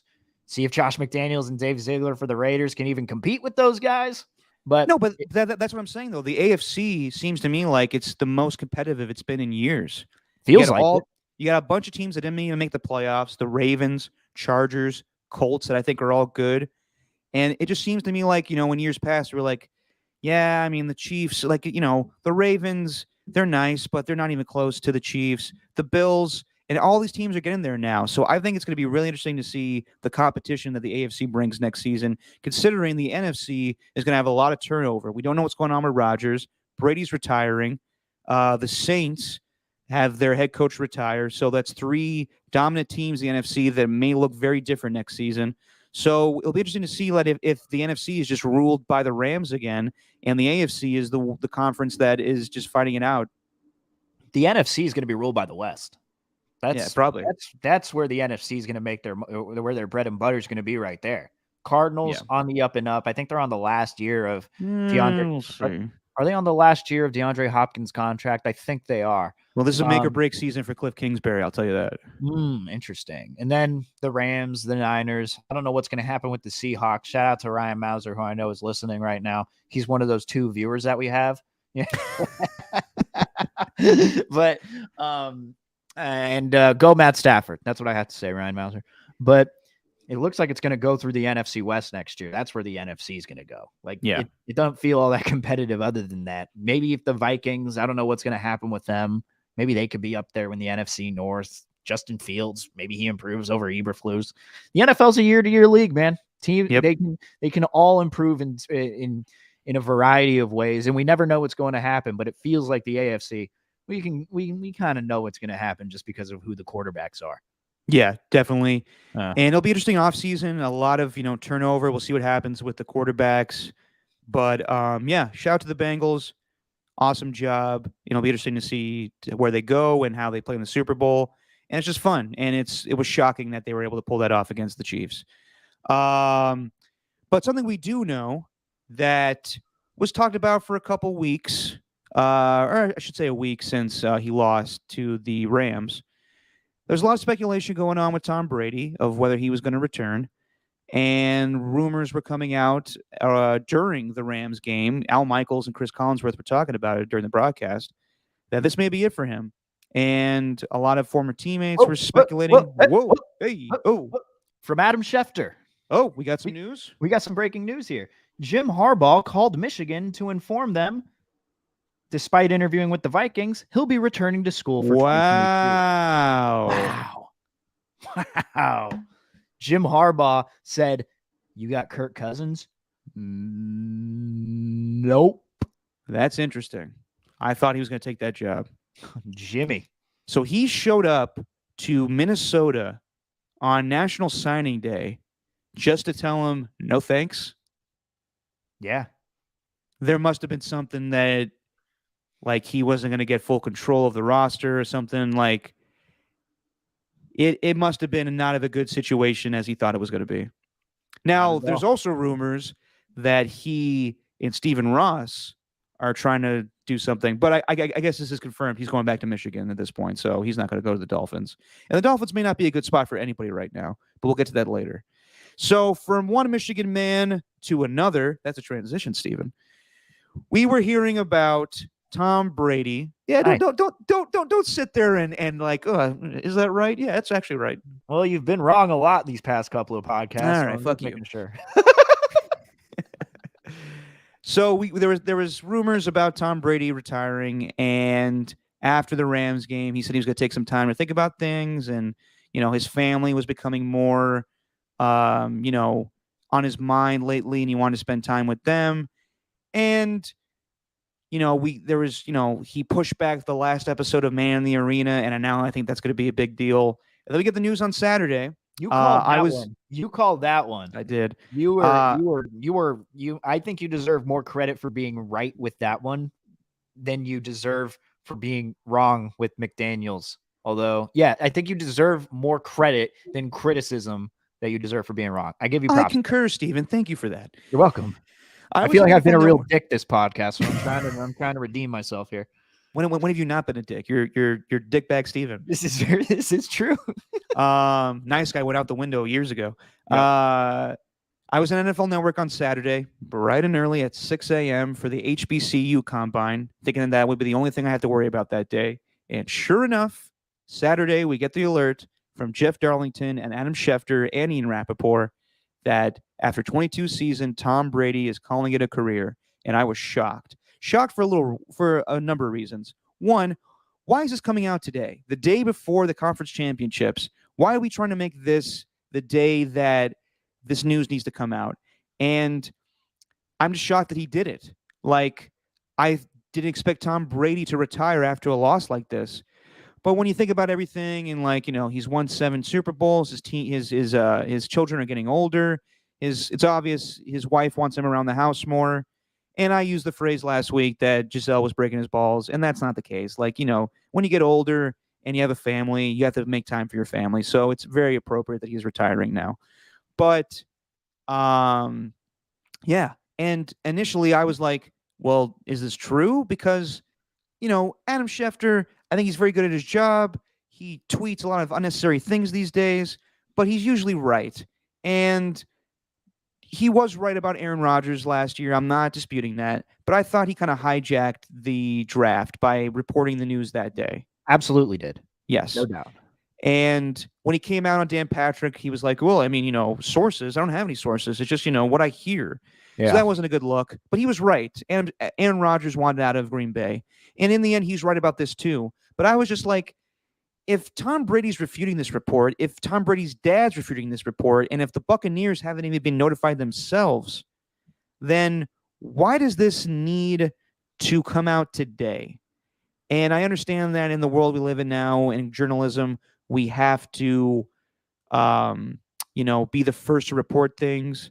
And there wasn't a first. It was Jeff Darlington and Adam Schefter. So whatever intel they got, they were right. And it was just funny the last few days. Like, Tom Brady goes on his podcast with Jim Gray and says, like, I haven't made a decision yet. And Adam Schefter and all these guys are sticking to their guns saying, nope, he's retiring. It's happening. And the next day, Tom Brady's like, I can't have this anymore. Yeah, I'm retiring. So yeah. It's official. Tom Brady will not be a quarterback in the NFL anymore. Well, a couple of things. He is, of course, the greatest of all time. No disputing that. His legacy is cemented. Oh, legacy. Here we go. Here we go. I'm going against our bio here. It is cemented. But there are two things. One, at least you said greatest of all time and not GOAT. I shouldn't have said that. Now you're going to say it. Yeah. Well, the GOAT of GOATs. There is a changing of the guard in football now. Yep. We've finally gotten rid of that generation of quarterbacks. Poor Ben Roethlisberger. Taken over our lives. No one's going to remember his retirement. No one at all. But for the past 20 years, it's just nonstop, all of these guys. And now we're getting a new regime. That's a relief in it in itself. But also very excited for Tom Brady's video editing team to just stop making annoying Twitter videos every week. Yeah. Good Lord. The amount in the amount of Schefter would retweet it and say, Tom's got a message. Tom made a video. It's like, you really think he sat down, went on his little laptop, did the Jim Carrey from Yes Man gif and just edited all his little videos? Like, no. That little farewell post, he says, Bruce Almighty. Damn it. What did I say? Yes Man? Yeah. Whoops. So, thank you.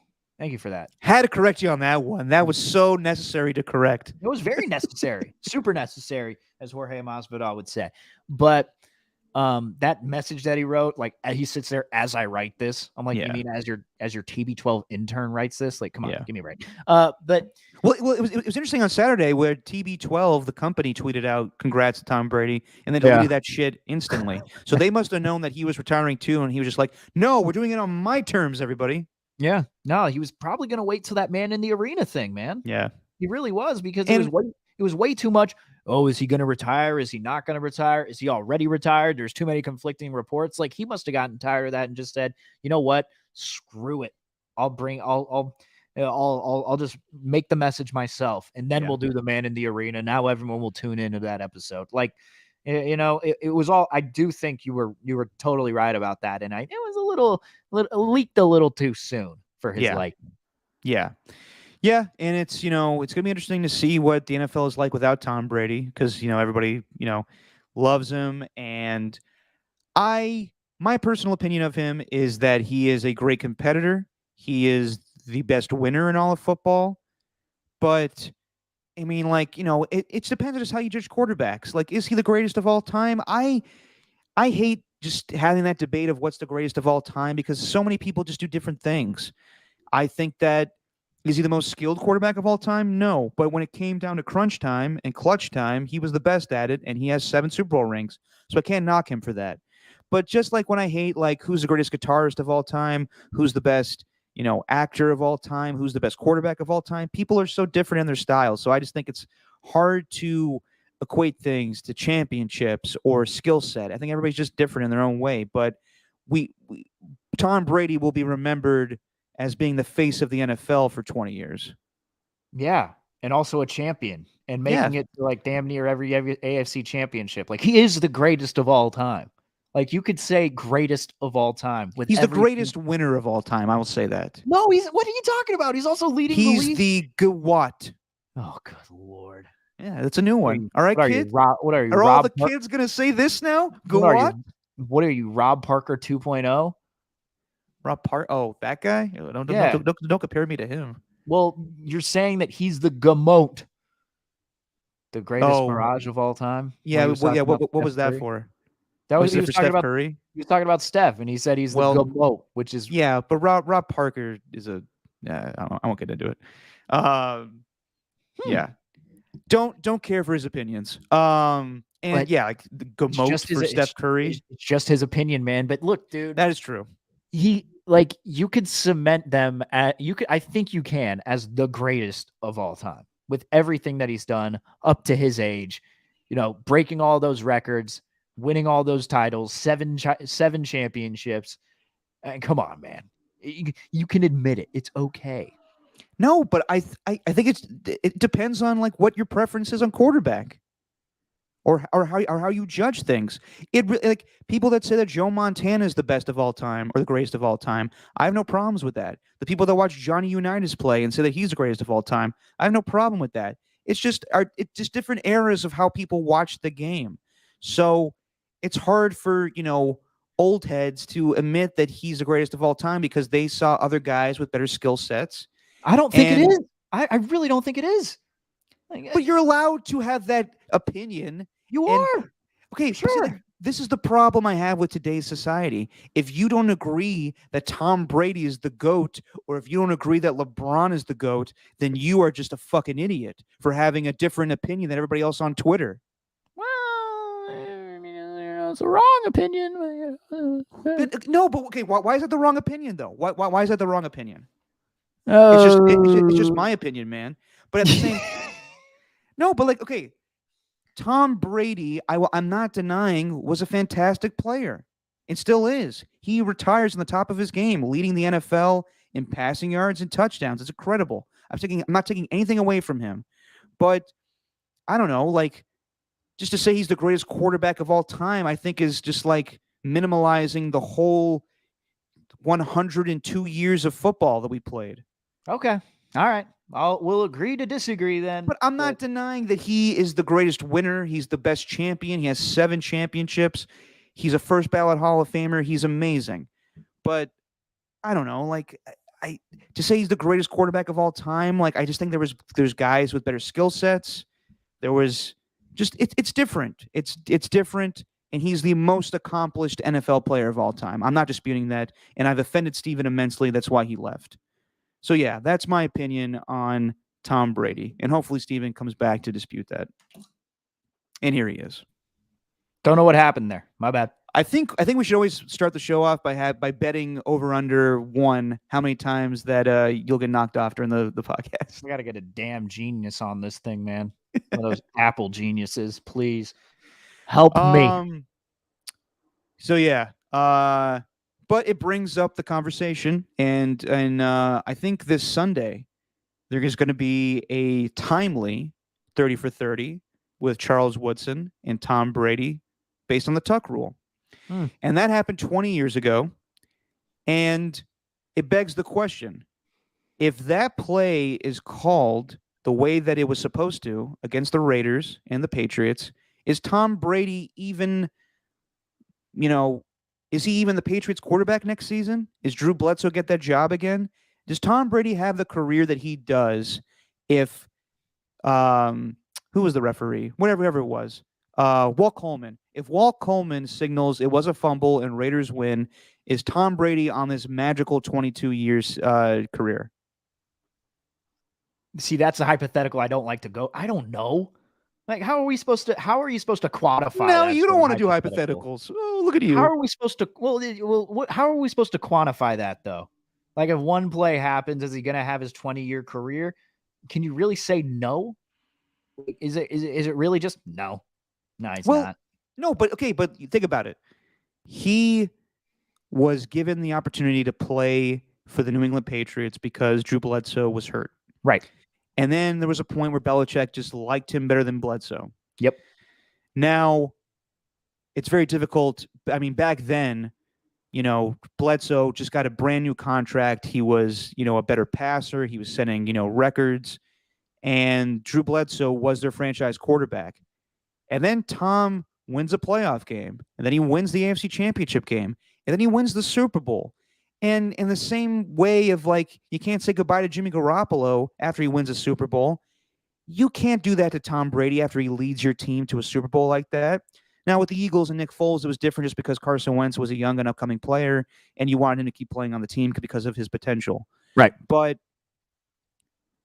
at that point, Belichick was like, this guy won the game for us. He's a Super Bowl champion. I have to get rid of Bledsoe, and this is the guy going forward. It would have made it easier back then if he lost that game to be like, all right, it was a good run with Tom, but we need to give it back to Drew. And who knows? Maybe Tom Brady's back to being the backup, and him and Drew Bledsoe are battling it out for the starting job for the Patriots for years to come. Maybe. That's a big maybe. And my gut just is telling me, to your answer, would he have had the career that he's had? Probably not. But I do think that he would have gotten to that point of being a Super Bowl winning type of quarterback, because the dude worked hard as hell to get to where he was. Now, the opportunity there, if it was different, maybe something would have changed. He probably wouldn't have 7, but I do think that within his career that he would have won a Super Bowl at that point. Did the Tuck rule kickstart it? No doubt. No doubt. But then they went on this run, had one of the most unbelievable teams in 2007, which ended up losing.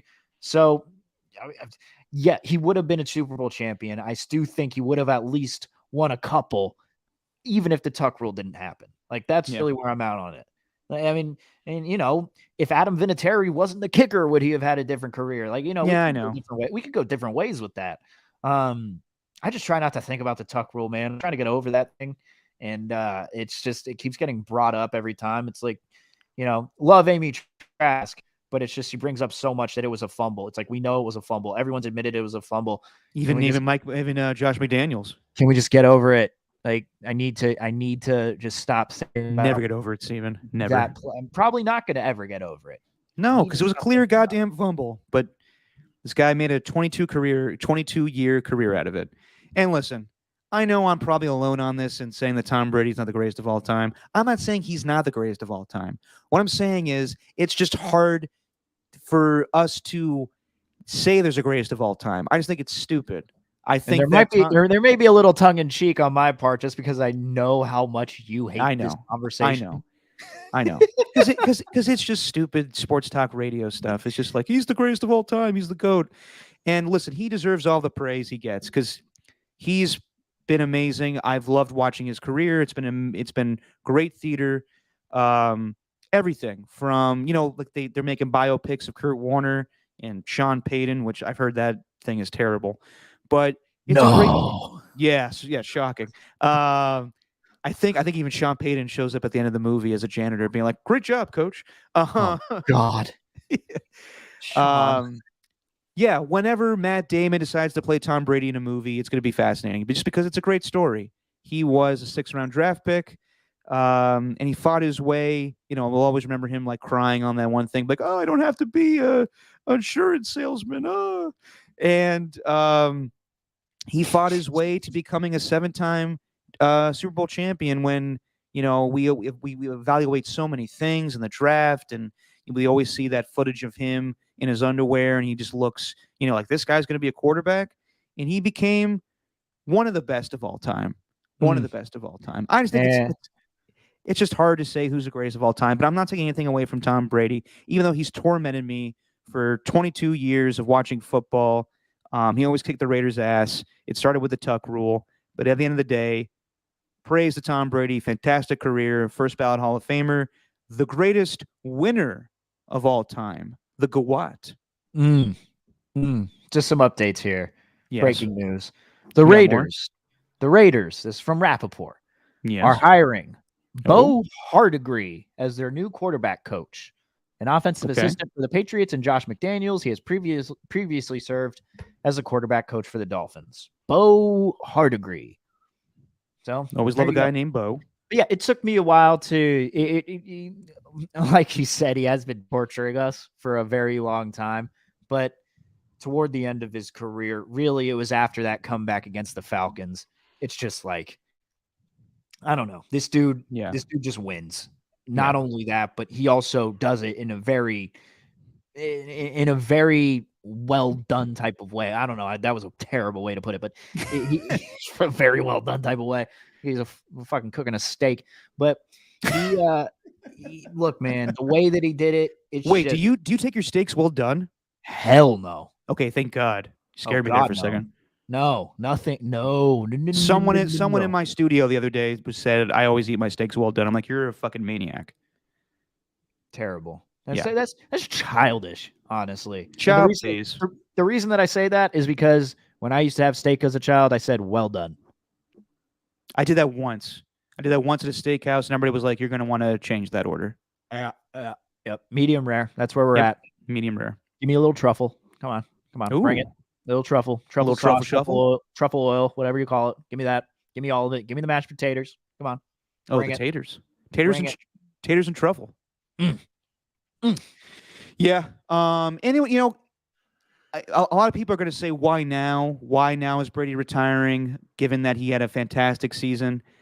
And, I think it makes sense. If you've seen Man in the Arena, he talks about, his family, and Giselle's in it, and his sisters are in it, and they're all talking about, like, we all support him, but we all just think he has nothing else to prove in his career. I think it just hit him one day, just like, wow, I'm getting older, and I hope at one point I don't look back on my life and said, I enjoyed my NFL career, but I didn't give enough time to my family. And I think that's what he's trying to do now. So I respect the hell out of that. So yeah, man. I mean, that's you learn a lot from those types of guys. I think it was he's not an athlete, but it was Dan Patrick who talked about the time that he quit ESPN, and he was a young hotshot who was on the rise within the business. I think they offered him a new contract, and he just turned it down because he didn't want to miss these years with his family. And maybe I don't know how old Tom Brady's kids are.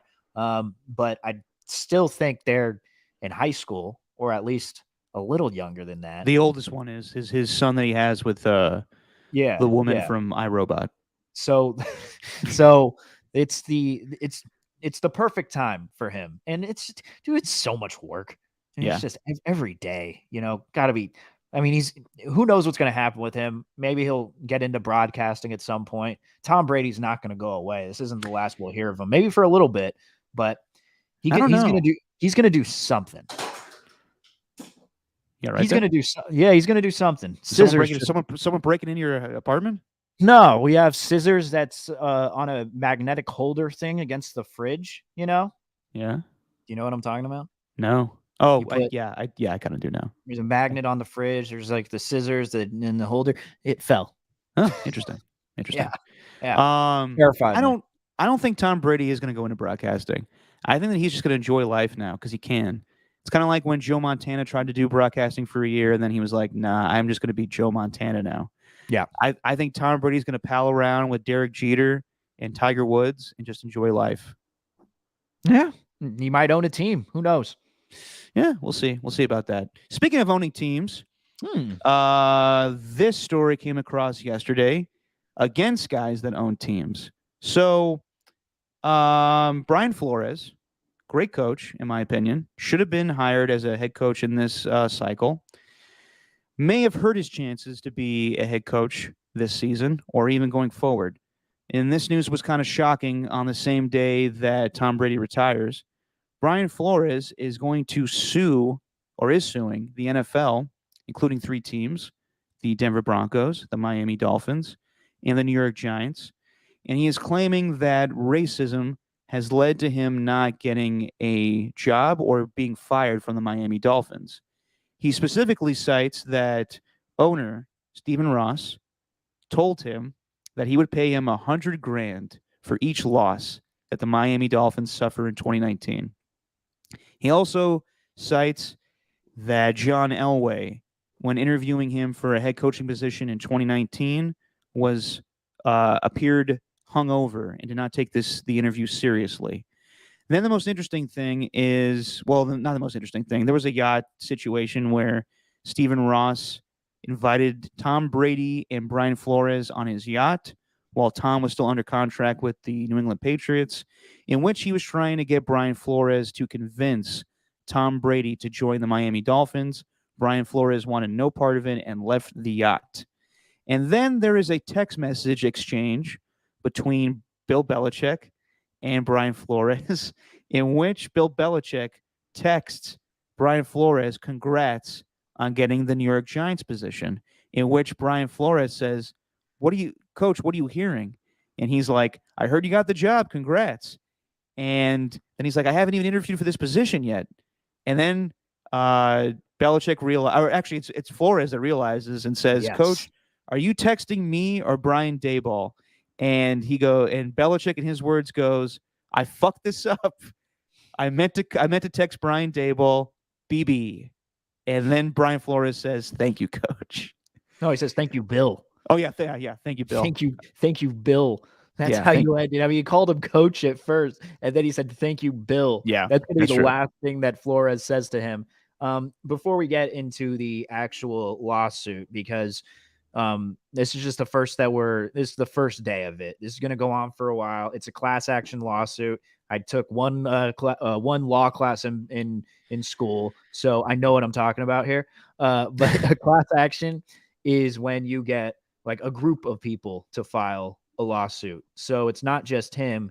I think Hugh Jackson's already spoken out about it. He's claiming that the Browns told him to lose games for money as well, which would make Hugh Jackson a rich man. No. Yes. Now, he didn't give the exact amount, but Bill Belichick, like, have you ever done that? I'm sure you have. We've all. Oh yeah. Where we send a text message, like, I accidentally sent one to my friend that was meant for Jesse. No harm done. It wasn't that bad, but it was embarrassing because I used like a little kissy face emoji and stuff. And you don't do that. That's always the best. You don't do that to your boys. And then, but when I sent that, I was like, oh boy, like my heart kind of dropped a little bit. I was just like, oh, that's so embarrassing. But nothing really came of it. Can you imagine? Like there are plenty of moments in sports where I would have loved to have been like a fly on the wall, just like an outside viewer. I would have loved to have been wherever Bill Belichick was when he got that text from Flores. But do you think like he even cared? Yes.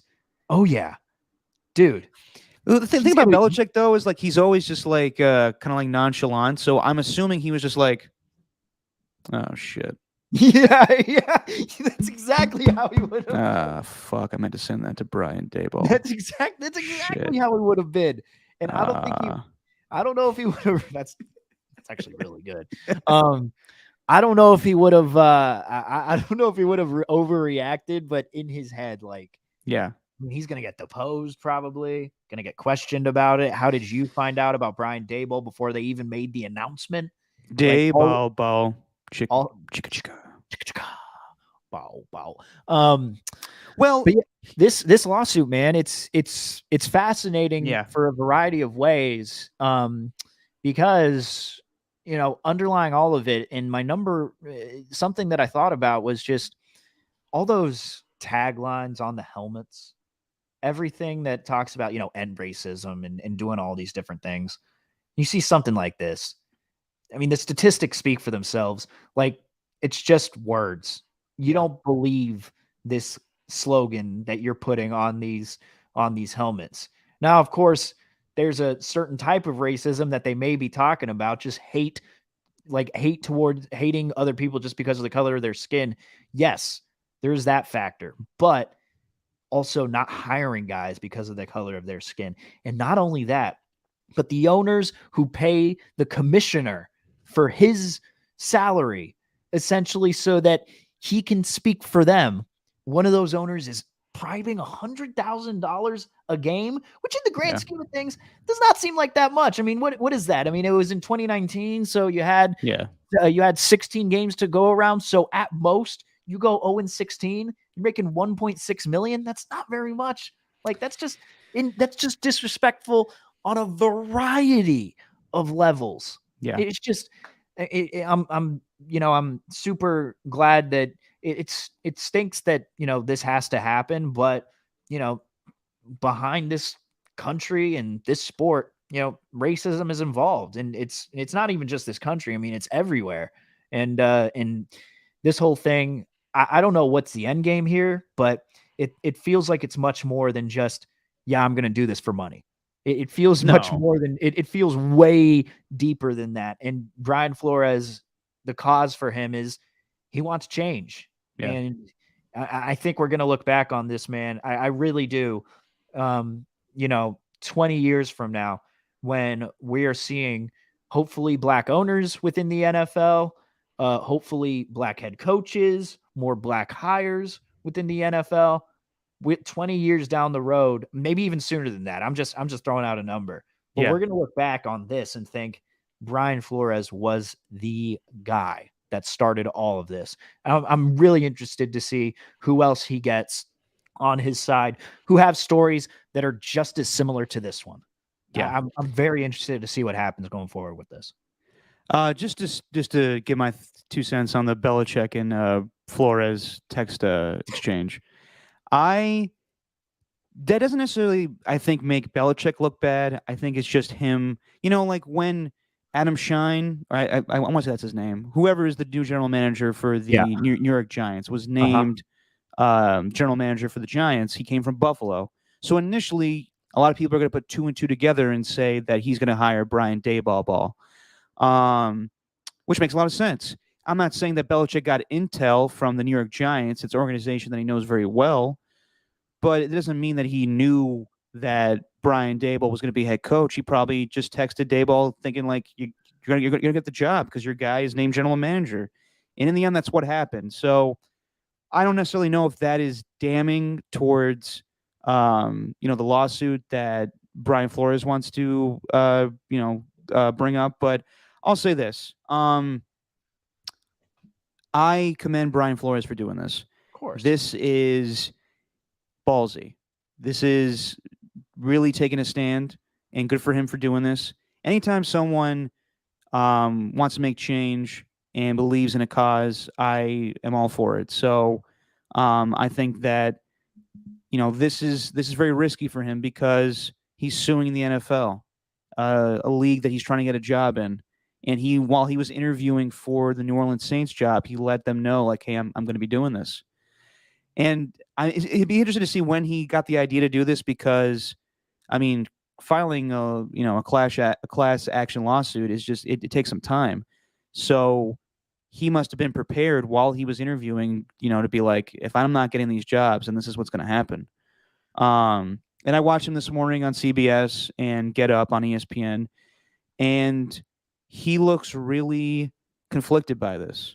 Because he probably knows that I'm not getting a job again, and it sucks. But at the same time, it's bigger than football. He wants to make change. So good for him.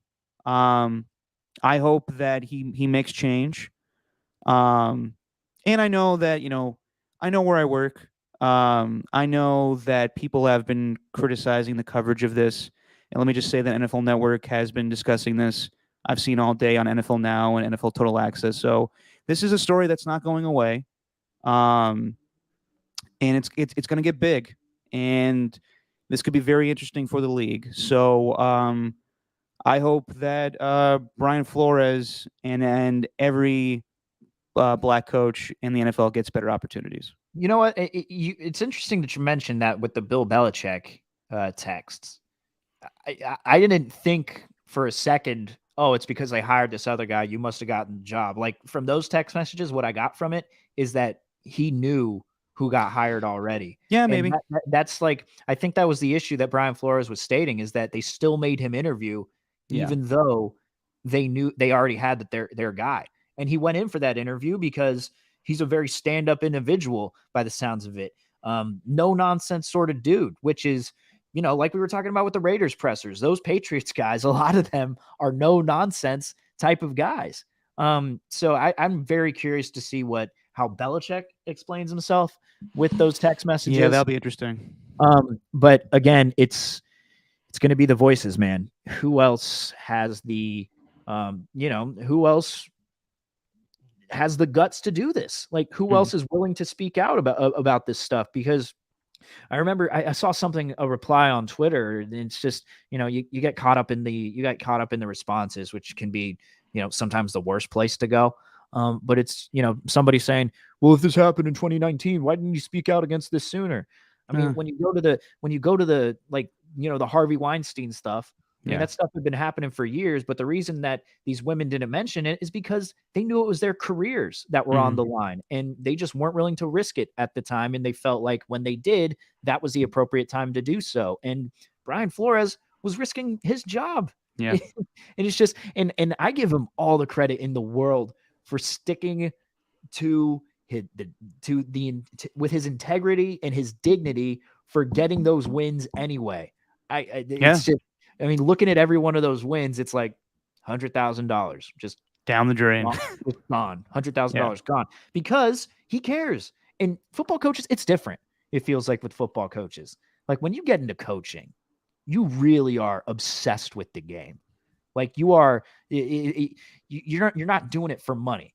Like there's not much money in coaching anyway, unless you're, John Gruden and you get 10 years, $100 million.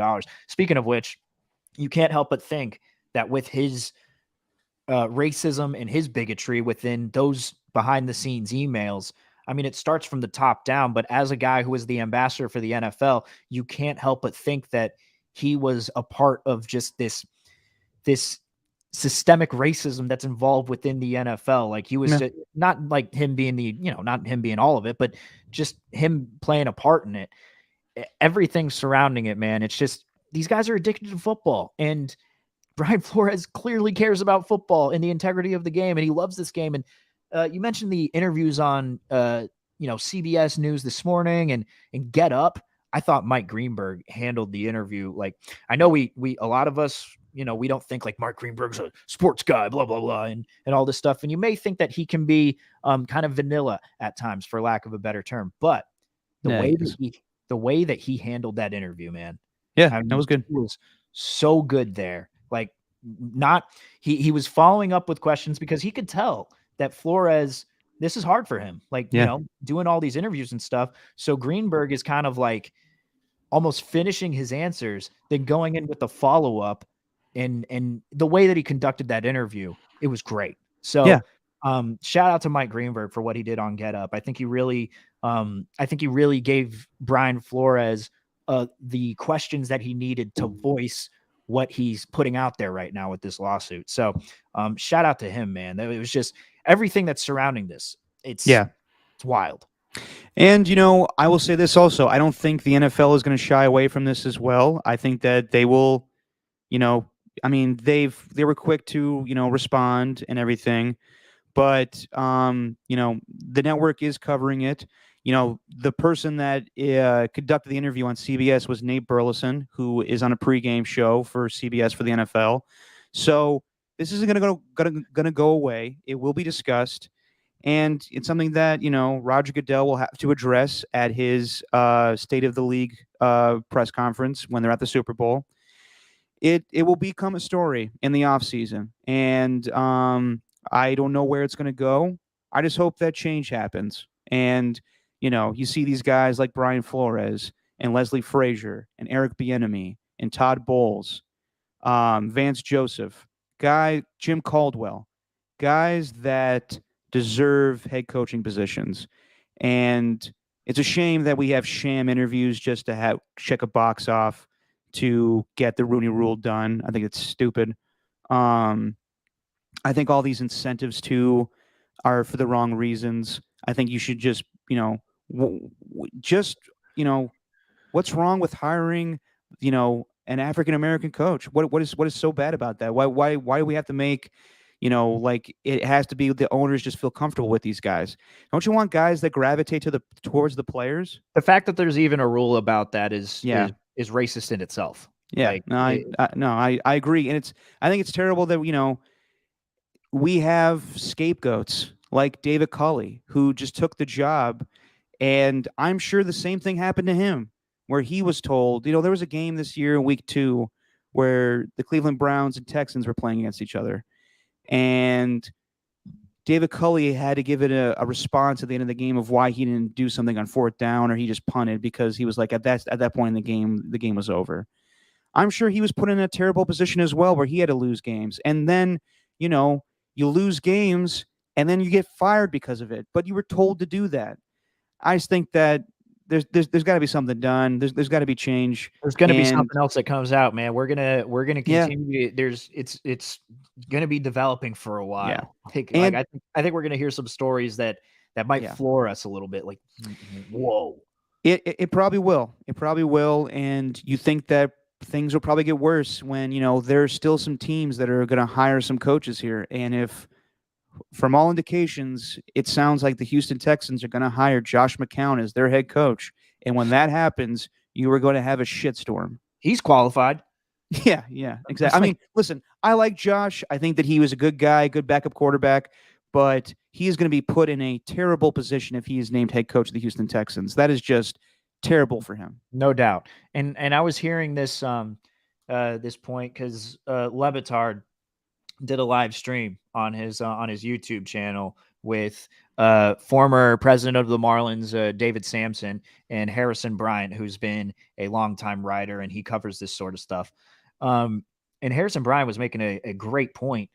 He was saying, like, in baseball, I mean, you don't just have to look for the NFL for this. I mean, if you go to baseball, any black managers that you've seen, they've had to really work to get that job. Like, they had, I think there were 14 black managers that have been hired in baseball's history, and all of them have World Series titles under their belts. Like, they were all players at one point.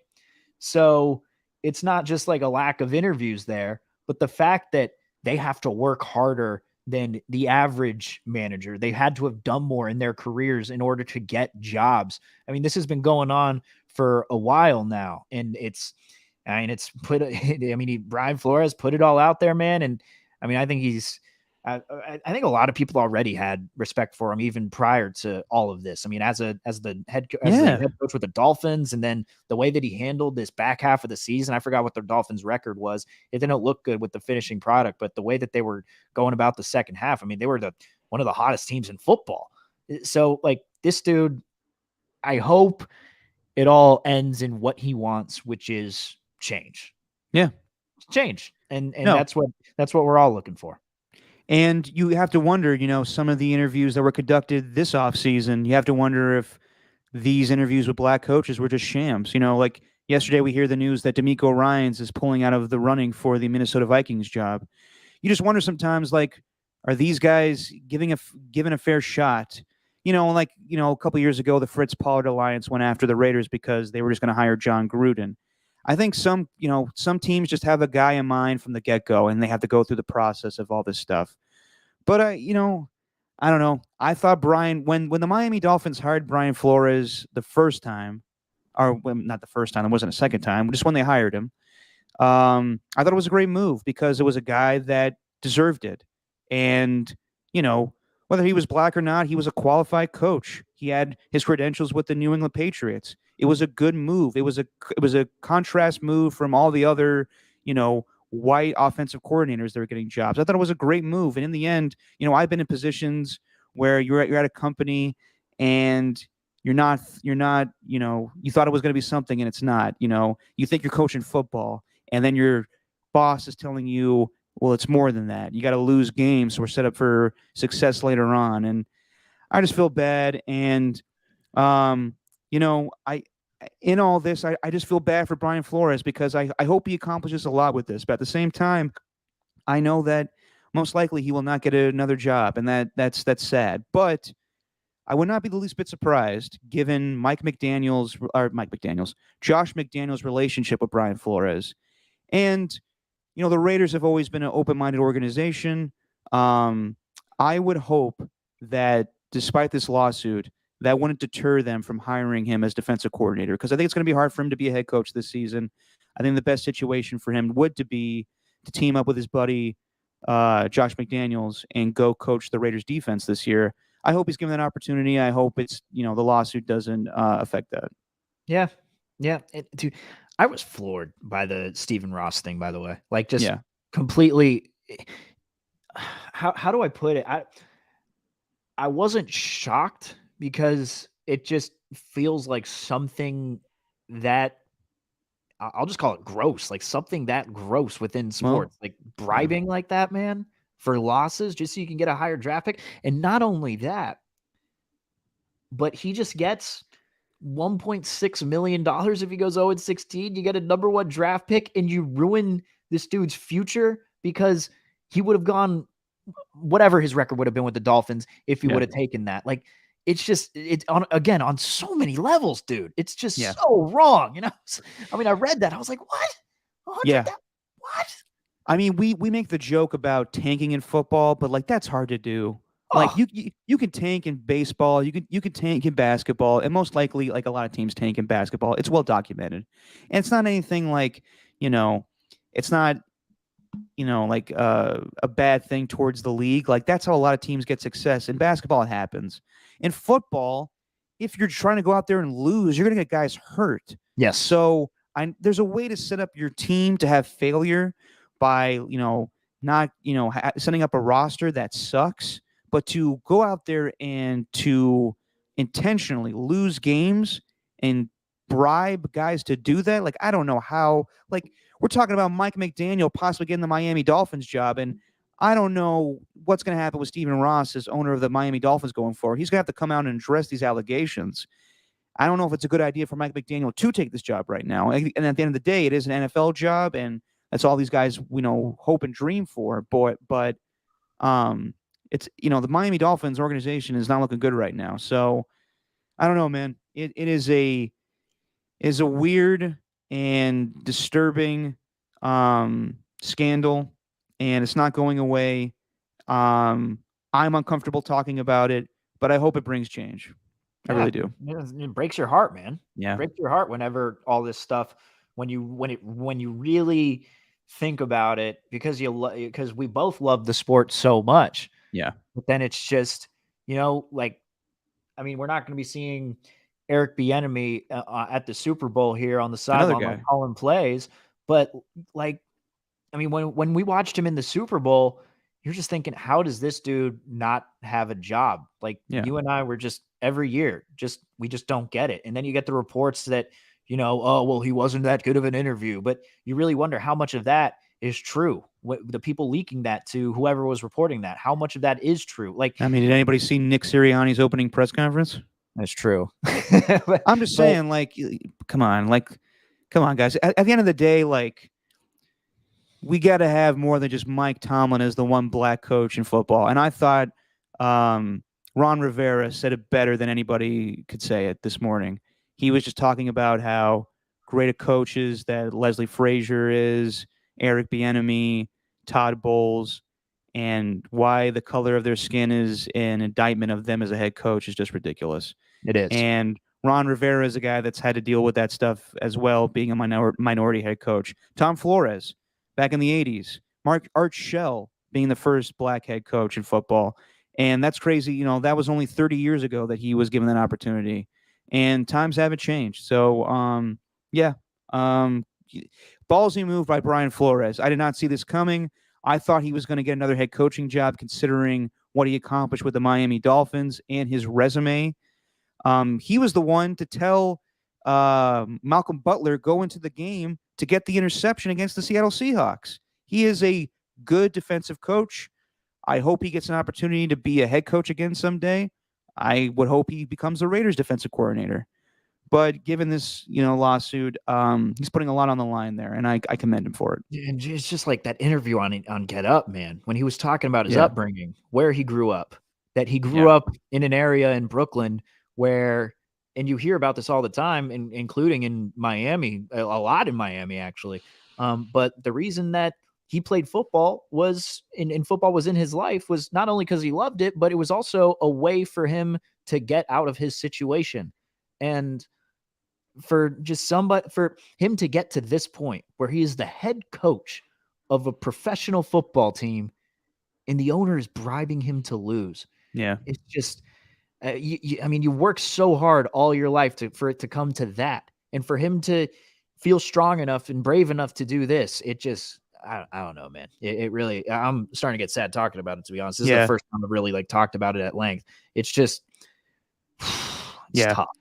One more point on it that I want to bring up. Do you remember a couple of years ago when Jay-Z teamed up with the NFL, Roger Goodell? I do. And a lot of players were upset because Jay-Z made this, he said, he was very strong about not wanting to do things with football because of, what's going on with the protests and Colin Kaepernick. And then he wanted to go team up with the NFL. And you can think whatever you want about that. Kenny Stills was outspoken saying that, I don't like what Jay-Z did. And then the next day at Miami Dolphins practice, Brian Flores blasts Jay-Z music at practice. And Kenny Stills didn't take too kindly to it. But I think it was Brian Flores' way of like trying to say like you're going to deal with a lot of crap. And unfortunately in this league we just got to, keep our head down and go through it. And I think Brian Flores now realizes that no more, like just dealing with that stuff is not going to last. So it's time to speak up and say something. Yeah, and then those those texts must have just set it off. All right, what Bill? Yeah. All right, I can't get a head coaching job. Like I can't. They already hired somebody and they haven't even interviewed me yet. All right, this is the last straw. I got to do this. You know, and I can't imagine what those discussions were like with his family. I mean, it's just makes you sick. Also, man. who ends their text messages with initials of your name? I can't stand that. I know. I think I never enter conversation by going like, "Well, I'll see you next time, DP." Yeah, you do. That's exactly what you do. I never do that, Steven. Yes, I don't like do. people referring to me as DP. You put dash Papa at the end of your text. It's at the end of every single one of your texts. I've seen them. Stop lying. Stop lying. Okay, fine. I'll stop lying. Yeah, that's true. I've always been annoyed at that. It's like I see your name. I know that it's you. If it's not you, then please feel free to add your name at the end. But I see who is sending the message. Yeah. So you don't gotta put like I see BB up at the top of the screen there because that's where they put the initials on the iPhone. Yeah. I know it from you, BB. I know who that is. Yeah. Unbelievable. Unbelievable. Oh, Bill. Oh, Bill. Now he's going to have to deal with that shit in the offseason and just get more angry in press conferences. Real quick, Peyton Manning on Saturday Night Live was amazing. The Emily in Paris thing? Oh, God. Sacre bleu, man. I talked, I sent that to my friend who isn't a football fan, but he likes Emily in Paris. And I sent him that and he said, I might actually understand football now. That actually, he's like, believe it or not, that play helped me understand. That helped me understand a little football a little bit more. Whenever I've never seen Emily in Paris before, but don't lie. Peyton Manning is, I mean, he's just first class, dude. He's the best. Oh, dude, he could be on SNL. Like that sketch was the funniest thing I've seen in SNL in quite some time. Next to Dave Chappelle hosting a year ago when they did the sketch where all the old black mascots for like products were being replaced. If you ever saw that sketch on SNL, it's brilliant. Where Dave Chappelle plays the State Farm guy. It's hilarious. That SNL has not been the most funny thing in the last year. We can call it for what it is. It's been terrible for like the last 5 years. I agree. But that Peyton Manning, his delivery, his timing, and this is why I say like I think he could be a great analyst, but I also think that he would be a pretty good actor because his delivery and the lines and everything, like It was so good, and I was looking up old SNL clips when he hosted, and there's been a lot of athletes that have tried to act before and try to be funny. Tom Brady even doing he hosted SNL one time, and it was not great. Eli hosted, and it was okay. Peyton was amazing. Peyton understands comedy. Anything he does has to be perfect. So when Lorne Michaels calls him and says, "I need you in a sketch," he's going to practice his ass off and get the timing right to be Yeah. funny. And if he's not, he's going to think it was a failure. And it was incredible watching him. I know some people are just like, oh, whatever, it's Peyton Manning, but it was brilliant. From the writing of the sketch to his delivery of it was amazing. Yeah, and like, I mean, how can you not look at that sketch where it was the video where it was good lord, what did they call it? It was when he was working with the kids. Everyone knows that. United Way. United Way. Yes, And exactly. he's throwing the football at the kids. Exactly, the United Way. Yeah, and he's Yeah. just like, go sit in the portal out Yeah. for 20 minutes. But Eli I thought was funny. But Eli's funny because he's like not funny, which makes Yeah. it funny in a weird No, way. Eli's goofy, and in his comedy presence on the Manning cast was good. But yeah, I think Peyton Manning, Tony Romo tries to be funny now on the broadcast, and I think he just fails miserably at it. Where I think Peyton does. Manning, it'd be interesting to see what happens. Like, this Super Bowl coming up is going to be Al Michaels' last broadcast for NBC, so we'll see what happens. I still think that there may be a way for Michaels and Manning to team up, and it will be a good broadcast booth, but we'll see what happens. There's a lot Peyton makes fun of him. Peyton makes fun of himself, man. You can make Yeah, fun. exactly. It's like He not has a lot fun. of football players are willing to do that. Yeah. Speaking of Troy Aikman, you brought him up earlier. Rumors are that may have been his last broadcast for Fox, and he may go to Amazon Prime for Thursday Night Football. Gonna be some shakeups. Yeah, it'll be interesting. All right, Steven, this episode's gone for way too long, so let's end it now. Thank you all for watching, and we appreciate it. We got a lot done today. There's a lot of stuff to cover. We'll be back on Friday for a brand new episode, and we're gonna have a guest, and it's gonna be an interesting guest. When we started this podcast, there's a lot of people that I wanted to come on, and it's been fantastic. The people that have agreed to do interviews on this, and some people have asked, when are you gonna get your dad on? When are you gonna get your dad on? And now that the season is over, sorry, Getting choked Now- up about it. I know, I'm sorry. Oh, I'm getting so verklempt. This Friday, now that the Niners season is over, old Greg is going to make an appearance. Greg Pop is stopping by for Just Your Opinion, man. So tune in for that one. Tune in for that. You can, thank you, Alon. You could you should subscribe to the podcast. You can follow us on our Twitter page at Just Your Opinion, man. We retweet it. Follow me at Nice Guy Steven. Follow him at D Papa Pops. You can go to our YouTube channel, check it out there. We have an Instagram page that I'm terrible at updating. There's like 2 videos on there of me eating hot sauce and Derek doing something. I can't remember what else it is, but I'm going to try and improve that. We have multiple ways for you to get this podcast. Thank you, Steven. I always forget to do that. If you could be the guy going forward to tell everybody to like and subscribe, that'd be great, because I'm bad at that. And you're a great promoter and whore, so that'd be fantastic if you keep doing that. Oh man, call me William H. Macy. I'm shameless, bro. And on that note, we'll see you guys Friday. Steven, say what you always say. That's just our opinion. Man, where's the camera? Man.